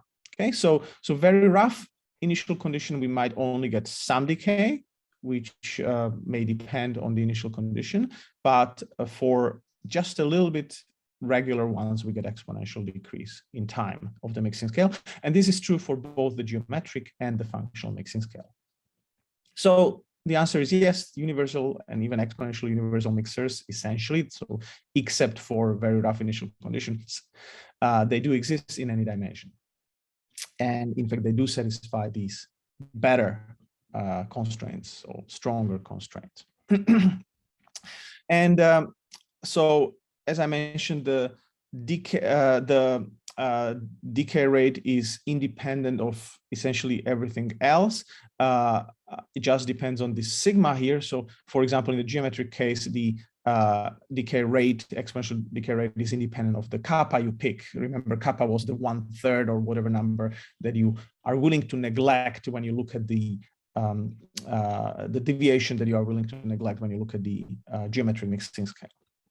Okay, and for every initial datum, this is understood, this exponential decrease, or if we talk about the exponential decrease, is understood in the sense that depending on the initial datum, we have to wait for a little bit, and then the exponential decrease starts. And the reason is very simple, because if we are talking about a universal mixer, it's not tailored to a particular initial datum. So what you can do, you can take an initial datum that's very unmixed. For example, the one where left side of the torus is black, the right side is white. And then you take the flow, your universal mixer, and take it at time million and run it backwards in time and apply it to that initial datum, right? So if you do that, that gives you a new initial datum. Then if you now take the flow and run it forward in time for 1,000,000 seconds, then you are getting to a perfectly unmixed place, because you are recovering the original one. And so for a time million, you are not doing any mixing. If in fact you are doing the opposite, but once you get there, then you start decreasing very quickly, exponentially. Okay, and that's because this is, by the way, this continuous initial datum, the half black, half white. But remember, the sigma can be arbitrarily small positive, so it's okay. It applies to that initial datum as well. And so this idea that I just mentioned about going back in time and then forward in time and recovering something that's badly unmixed, so that idea can be actually taken further and basically applying it to a lacunary sequence of times, you can show that you cannot do better than this almost universality of an exponential mixer. So you cannot exponentially mix every single initial condition. And so there's a second theorem which shows even more than that, that if you take any universal mixer, it does not have a mixing rate that applies to every single initial condition, whether it's exponential mixing rate or any other mixing rate. Even if you do a very slow mixing rate, it does not have that mixing rate, so that it applies to all initial conditions. And so even if you allow for an initial delay which depends on the initial condition. Okay, so and the idea is what I just told you. So I will skip any more remarks about the proof, but that tells you that essentially this theorem is the sharpest you might hope for. So let me just say a few words about maps versus flows. So in the dynamical system literature, people frequently talk about mixing and exponential mixing of maps on manifolds, but that's different in principle from talking about mixing by flows, because flows can realize maps as if the flow is, say, time periodic, which is our case in this theorem, obviously. So a flow can realize a map on a manifold as a time one map, flow map of the flow. But not every map is a time-one flow map of a time periodic flow. So there are some examples, for example, Anosov flows on special three-dimensional manifolds, but these are Riemannian manifolds with negative curvatures in dimensions at least 2, and then you look at their unit tangent bundles, which have dimension at least 3, and you look at geodesic flows on these manifolds. So it's complicated, and also it definitely doesn't involve torus. The other examples that do work on a torus are so a little bit low regularity for my liking, so they are only BV. And in particular, they are discontinuous, the velocity fields U. And so they do provide exponential mixing, and they are time periodic. And one example is a flow that realizes the so-called Arnold SCAD map, as it's time one period flow map. And I think there is, I believe Stefano talked about earlier, again, I wasn't able to see the talk yet, about a joint result with Ziza, and they show that in some sense, such BV flows that exponentially mix are dense, I believe, in some sense, in a certain class of flows. But these flows also are not time periodic, but they show that there are many of such flows on a torus. I'm not sure actually whether this is just 2 dimensions or more, but anyway. So that's a result with sort of lower regularity. When we talk about better regularity, say at least W11, in fact, the example that I gave you in this theorem, these flows will even be continuous. So the vector field is continuous. In fact, the flow map is not continuous, but the vector field at least is continuous. So as far as I'm aware, these are the only such examples that have at least this much regularity, and also satisfy these uniform in time constraints. And also our flows are explicit. The other thing I like about them is that they are flows on actual physical domains. So we can do this on the torus, but we can also do it on a cube in RD. And so I like to stress when I give this talk that the torus doesn't exist. Because it's not at least likely doesn't exist, certainly not on the scales we are talking about in the 3-dimensional universe that we are living in, because it's not a subset of 3D. So being able to mix in an actual bucket is in principle a slightly different question than being able to mix in a 3-dimensional torus. So I like it that these flows actually apply on actual physical domains. And I should also mention that there are some stochastic flows. So also like almost every realization of a certain random flow is exponentially mixing. So this result is by Bedrosian, Blumenthal, and Puchon-Smith, which should appear probably this year. And it should be published this year. And these flows are also not periodic in time. And the constraint in this case holds only in average in time, so not uniformly in time. Okay, so let me tell you now, in the time I have left, quickly about the construction of these flows. And the main idea is to construct a flow that rotates a square by 90 degrees. Okay, so that's the main brick in the construction.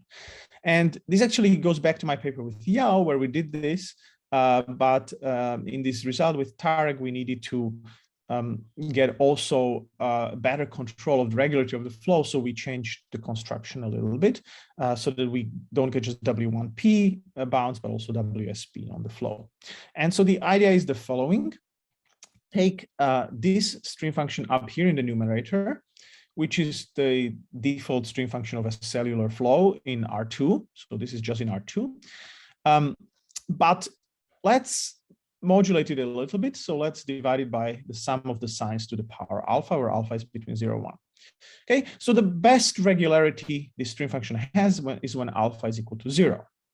But there is a problem, and the problem is that if you go with the flow that is generated, so you take a stream function and then you take the grad perp of the stream function, and then of course that means that the particles are moving along the level sets of the stream function, which are the streamlines. So if you go along the boundary of the square, so this 1 by 1 square, if you go along the boundary, it will take you infinite amount of time to go around. It takes infinite amount of time to go from one corner to the other. Okay, so that's in the case alpha equal to 0. That's why we need to take alpha greater than 0, because it will speed up this flow, make it less bad in a sense on the boundary. It won't make it less singular. It will become more singular on the boundary, but the time it takes to go around will be finite. Okay, and so how do you compute that time? Well, if you have this flow, say this is the velocity at any point, and you integrate the velocity along every streamline of level r, and then if you do 1/4, that's how long it takes for the streamline to go 1/4 around. So turn 90 degrees. And this number, of course, is different for every level set. So what you can do, you can just take your flow, your velocity, and multiply it by that number. And then you speed up the ones for which it takes a longer time to go around.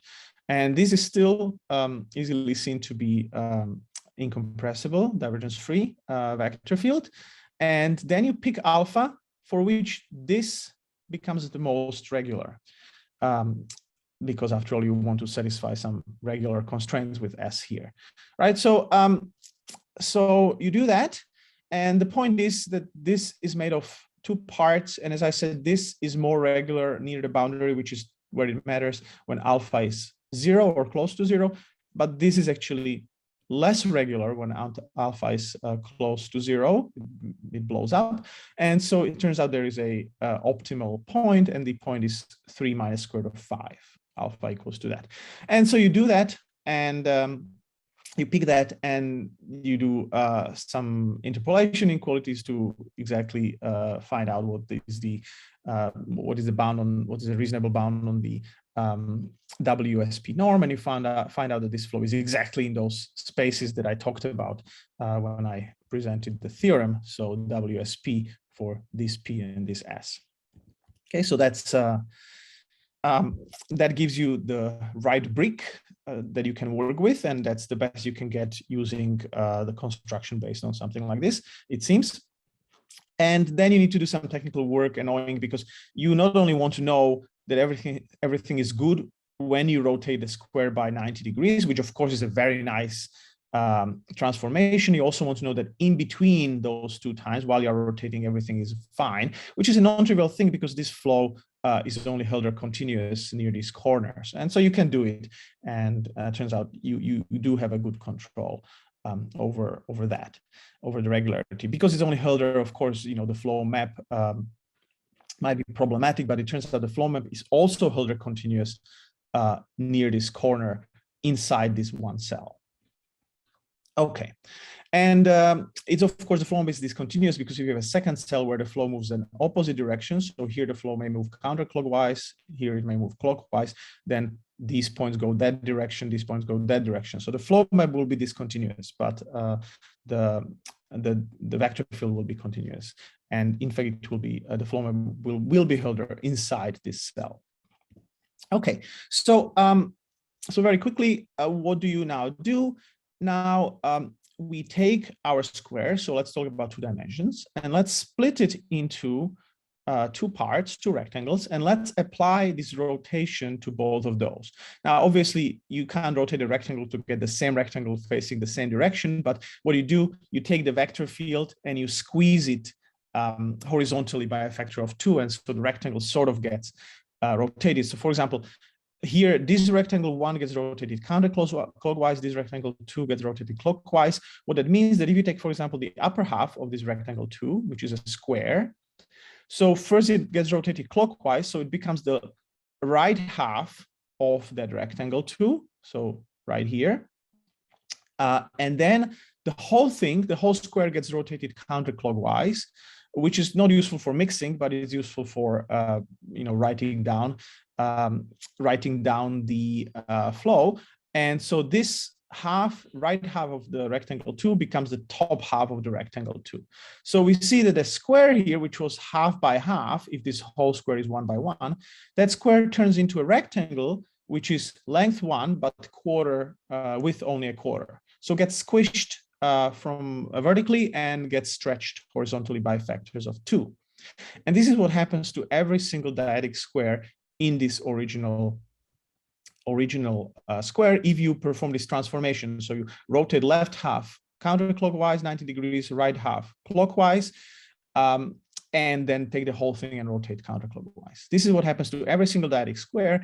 And if you now apply this repeatedly, what you get is that every dyadic square gets stretched repeatedly in the horizontal direction by a factor of 2 and squished in the vertical direction. And by the way, this map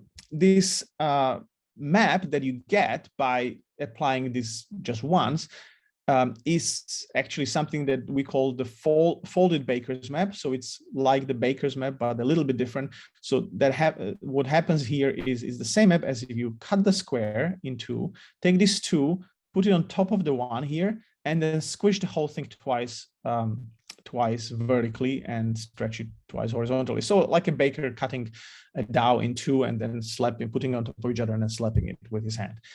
This is what you get. But the difference is the Baker's map is when you put the 2 on top, whereas the folded Baker's map, you maybe can think of taking the 1 and fold underneath the 2. And that's why the 1 here becomes turned by 180 degrees. So that's the folded Baker's map. And so the thing is, if you take any dyadic square and you apply this folded Baker's map to it repeatedly, it becomes more and more stretched and more narrow vertically. And at some point, if it's, let's say, a square 2 to the minus k times 2 to the minus k, after k transformations, it becomes a single strip that's very narrow, but it reaches across the whole square. And then you continue doing that and it becomes 2 strips, even narrower, and then it becomes 4 strips and 8 strips, etc. So this way you are spreading every single little dyadic square over the whole domain. And in fact, you can check that if you look at a fixed dyadic square, any of them, and you look at what happens to another dyadic square that is mapped, and if those squares are size 2 to the minus k, so if you apply 2k of these transformations, so after the first k, this square gets mapped into a long strip of length 1, and after another k transformation, it gets mapped to 2 to the k, very narrow strips. And it turns out exactly one of those intersects this original square. And in fact, exactly one of those intersects any other dyadic square of that size. So that means we spread this original square exactly evenly between all other dyadic squares. And this is, of course, true for any initial dyadic square. So that means if we had an initial condition that's constant on every dyadic square, then we would be perfectly mixed in up to a certain scale, meaning every dyadic square would have exactly the same part of each of the original dyadic squares, and therefore would have average or mean 0. Okay, so we would be essentially mixed. Now, these are squares as opposed to balls, but it's more or less the same. So we would be essentially mixed to that scale, to the minus k, after time 2k. So that's exponentially quick mixing. Now, of course, initial conditions don't need to be constant on these dyadic squares, but if there is at least a certain regularity, then you can split the initial condition into constant on each square plus perturbation, and the perturbation turns out to be, not too bad and doesn't mess up the exponential mixing. But of course, if there is no regularity, then you cannot do that, and you can still apply this, but you will only get asymptotic mixing, but not at an exponential rate.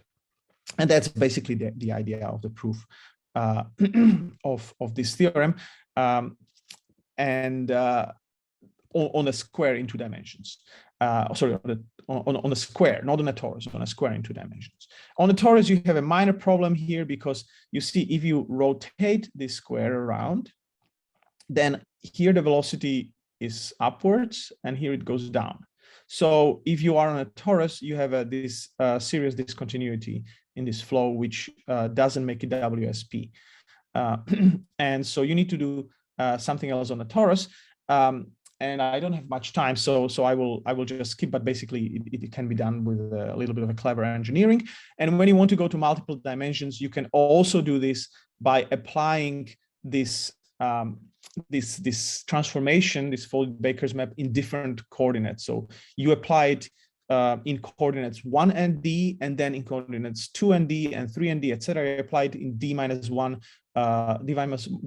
times, and then every dyadic cube turns into a sort of rectangle or box that's squished many times, so 2 to d minus 1 times vertically, and it's stretched horizontally twice in every single direction, where the horizontal directions are the 1 through d minus 1, and the vertical one is the last, the d direction.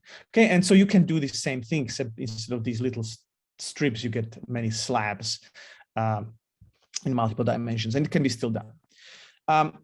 Now, let me really quickly mention here something that is more recent, and that's not a analytical or rigorous result, but instead with a colleague who does some numerics and a couple of undergraduate students, we looked at what happens in if we use flows that are related to the flows that Gautam mentioned yesterday, because the problem with the flows I mentioned to you before is, or one annoying issue is that they are not Lipschitz. And therefore the flow maps, even though the flows are continuous, the flow maps are not. And the discontinuities happen where those cells basically meet. So if we do these Baker's maps, so right here, the two cells, one of them rotates left, one of them rotates right, so that there we get a discontinuity. So of the flow map. So how about if we take some Lipschitz flows, and the simplest are these wedge flows, where we take a flow profile, which is essentially pick a point on, let's say that there will be horizontal flow, so pick a point on the vertical line, and at that point the velocity is 0, it's a shear flow, so the velocity goes to the right, is 0, and then at a point distance 1/2 from there, it's 1, is 1/2, the velocity is 1/2, and in between it goes linearly, it's interpolated, okay? And so we just pick some point here and perform this flow horizontally for some time, and then do the same thing vertically, and we alternate these, okay? And so the point we pick can be picked randomly, or could be just constant in time, and the time for which we flow in each direction can be, we actually modeled it to be an integer length of time, so 1, 2, 3, etc. So for example, here is an initial condition, which is half black, half white, or half blue, half yellow. And here is when we pick a flow that has velocity 0 at 1/4 and flows for time 1. So this is what will become of it. If instead we pick a flow that has velocity 0 at the vertical coordinate 0, and we flow for time 3, this is what becomes of it, okay?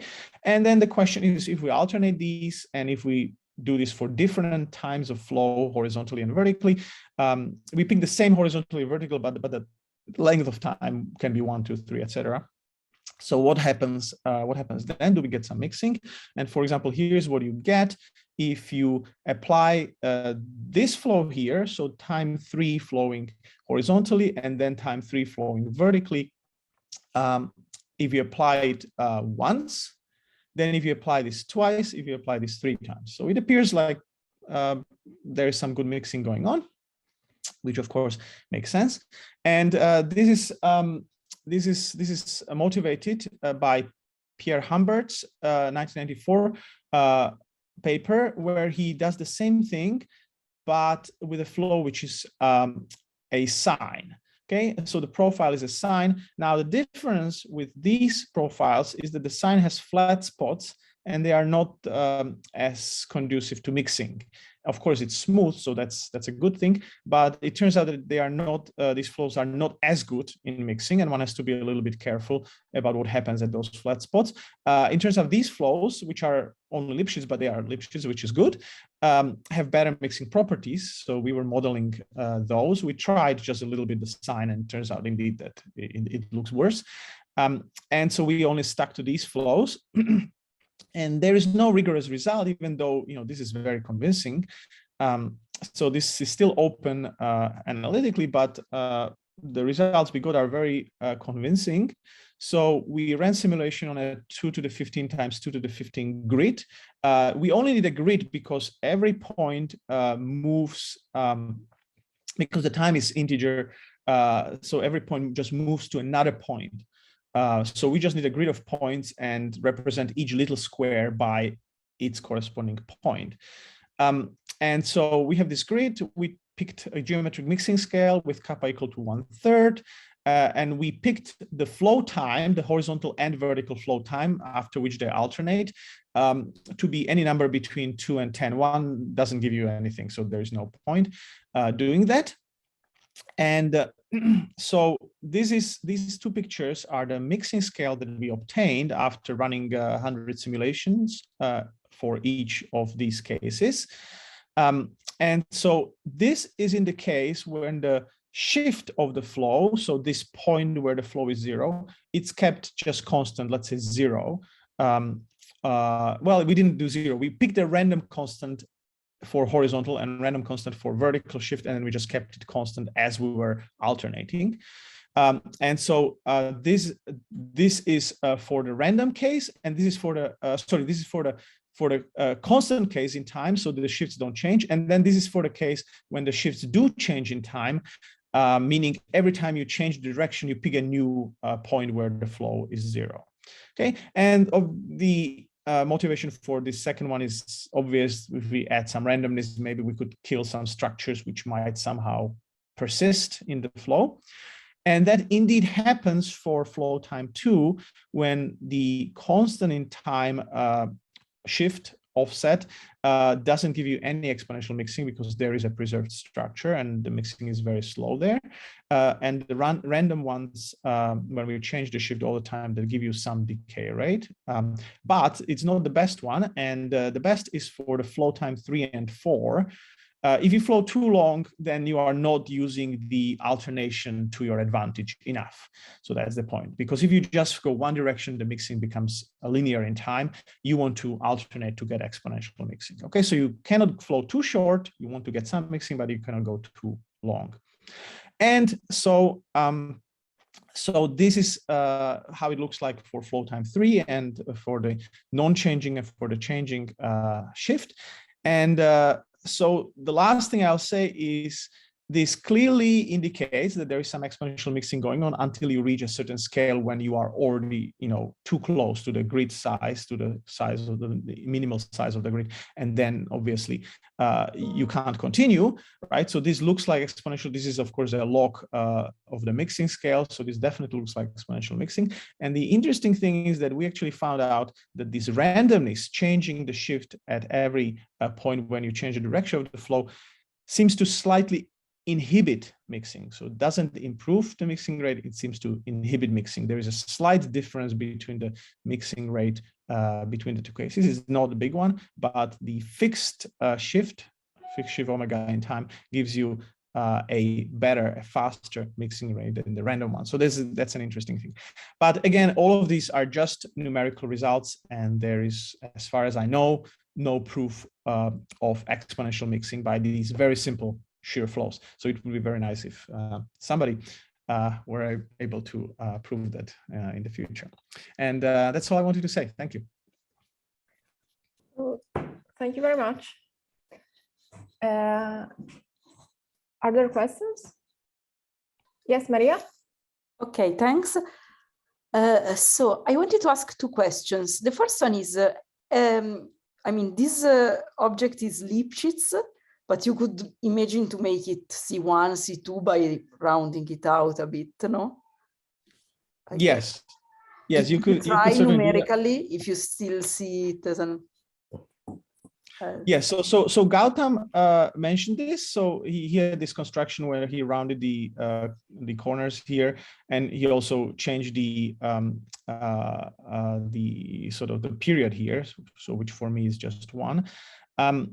And so if you round the corners, I think it probably will give you the same as the signed flows by Pierre Humbert suggested. I mean, we didn't try this. Obviously, there is some difference because it might depend on how small this flat spot is to some sense. So it might depend on the curvature here, but maybe it just sort of postpones when you see the mixing not being so great. I mean, Pierre Humbert still says that you should get exponential mixing with this, although he talks about the case when you randomize the shifts each time you change the direction. So, you know, I don't know, maybe there could be some fixed structures if you don't do that, but modulo that, I would expect that you get the same situation if you round it up here. So you might get exponential mixing, but it will be much slower. Now, if you do numerics, especially if you do them with a couple of undergraduate students who really don't know much about doing numerics, then this becomes, you know, more difficult because even in this case, right, these we only go essentially across about, you know, less than 11 scales. There is something going on at the beginning because it's sort of badly mixed, but then it nicely settles into a pattern. And you can say you go over about 9 scales, right? So if you want to conclude something, you have to be careful about how many scales you are able to go over and what happens during that time. And so if the mixing is very slow, then you may not be sure even whether you see exponential or not, and what is the rate. So, but yes, I believe that probably it still should be exponential in that case. And obviously it would be a nice smooth flow. It's just, it wouldn't be so easy to see maybe. Thanks. And the second question is, so this is a super explicit, nice, just 1 scale object, but are there other objects that could be universal, Lipschitz universal mixers, say? And yeah, I don't know, or are conjectured maybe to be, or are known to be. Do you expect other objects here? Yeah, I don't know, but you know, as you said, this is very simple. So you know, there's certainly, you could certainly come up with something, I'm sure. But obviously the simplicity disappears once you alternate the directions, right? So it's simple structurally, but the alternation does really the job. And so, for example, even if you do very complicated time-independent flows, obviously, then in 2 dimensions at least, you cannot do better than essentially linear in time mixing, right? Because of the structure, the existence of a stream function and things like that. So, so certainly there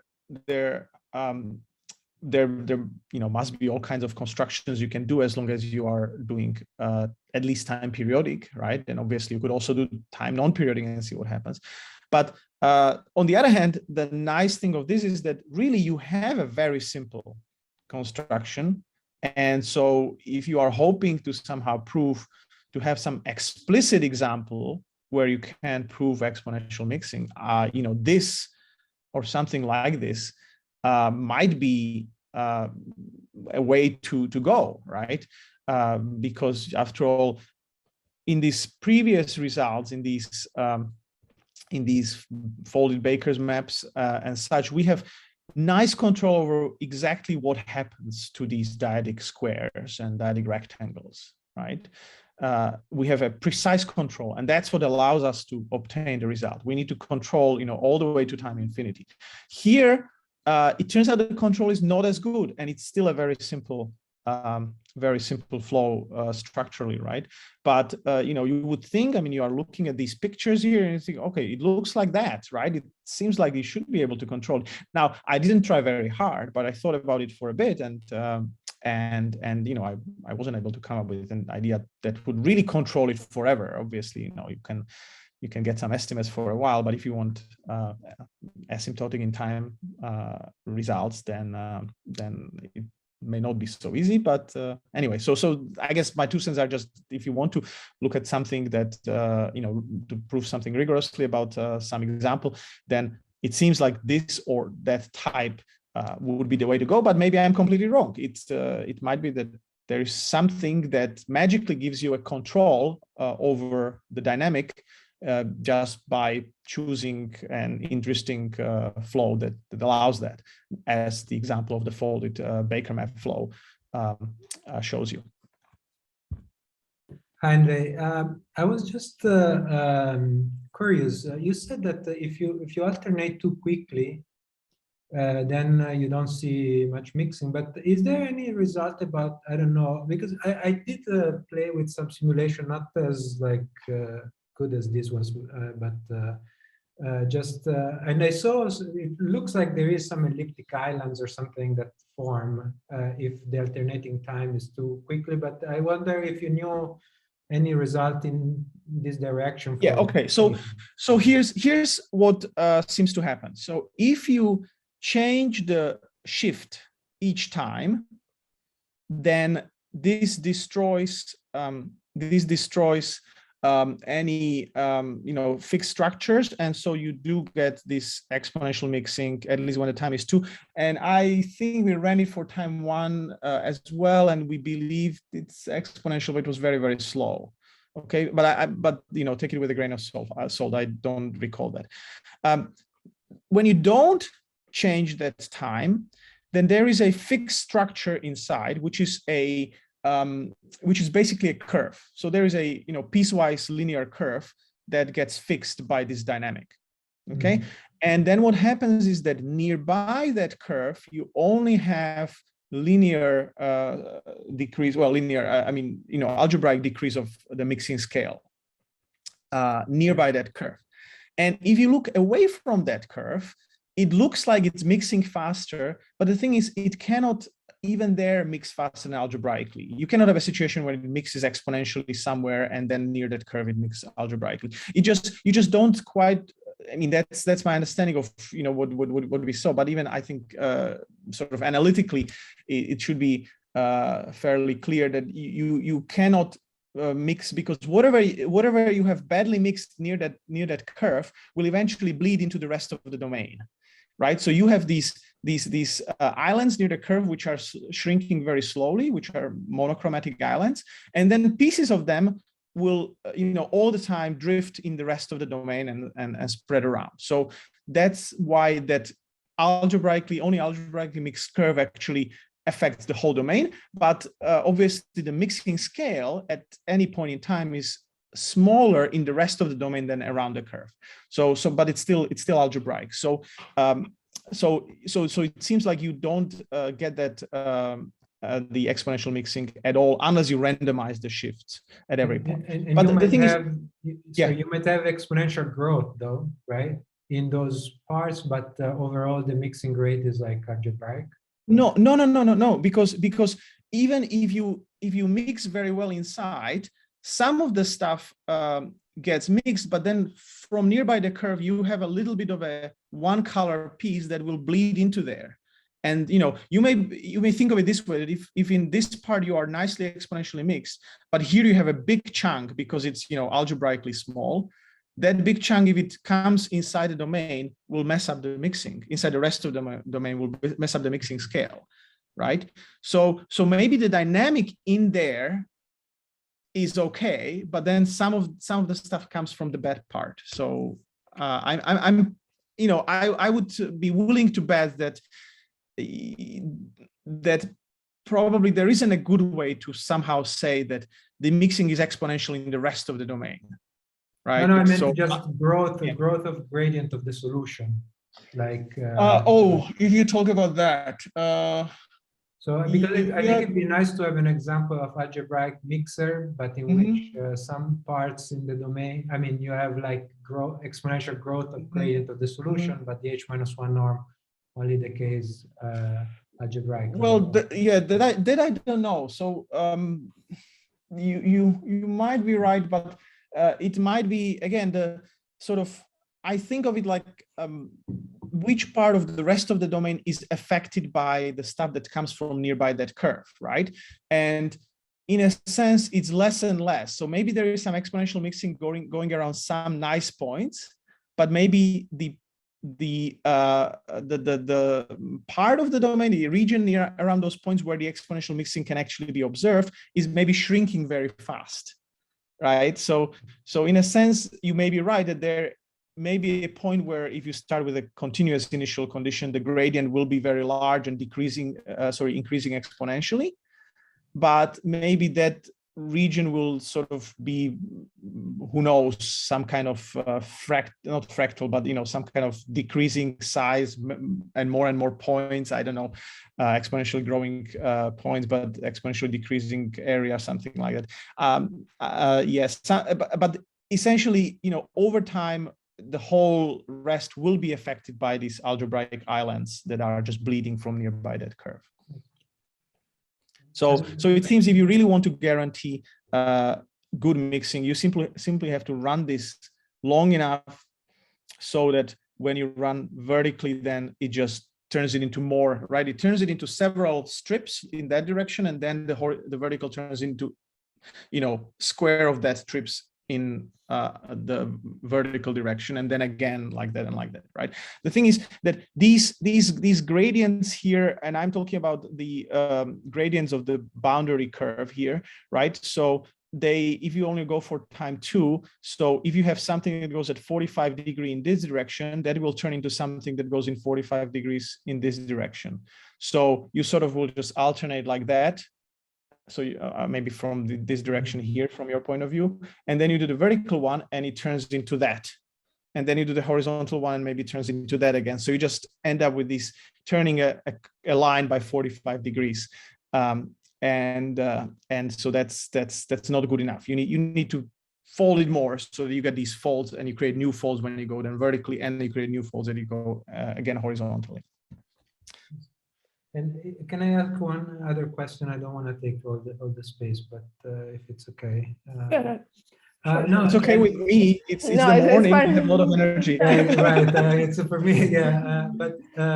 So if you go in the last in the table that you showed at the end with all of this, I was just wondering.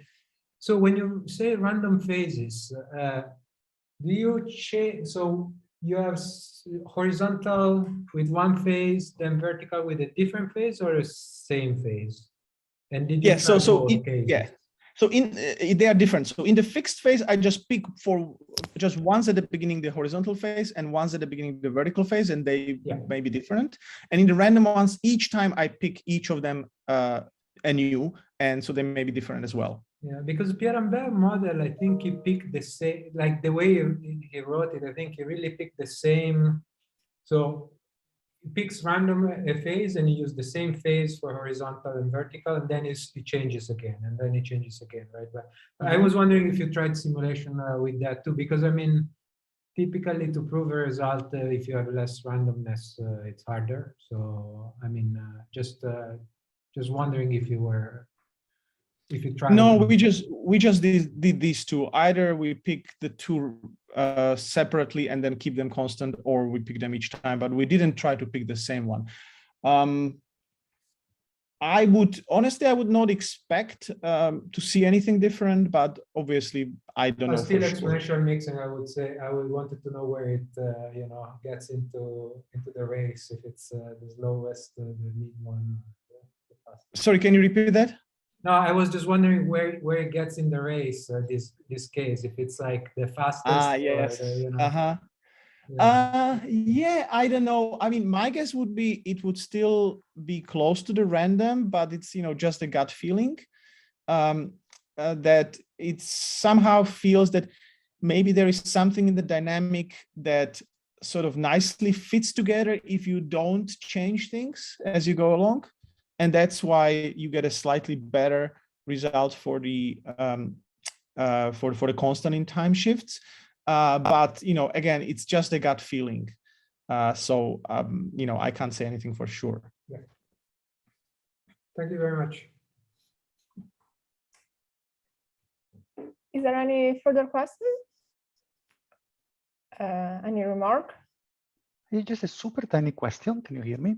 So when you mentioned in your universality construction the fact that the rate on H sigma would be independent from the small kappa, from the accuracy. That's just a tiny detail. So you mean in the factor in the exponential or also in the prefactor? Because some dependency on kappa inside. The exponential rate, that would be independent of kappa, yes. So that's a super tiny answer to your super tiny question. Thanks. Okay, any other question? Any remark? So if not, let's thank Andrea again. Thank you. And let's thank all the speakers of today. And I guess we'll resume tomorrow.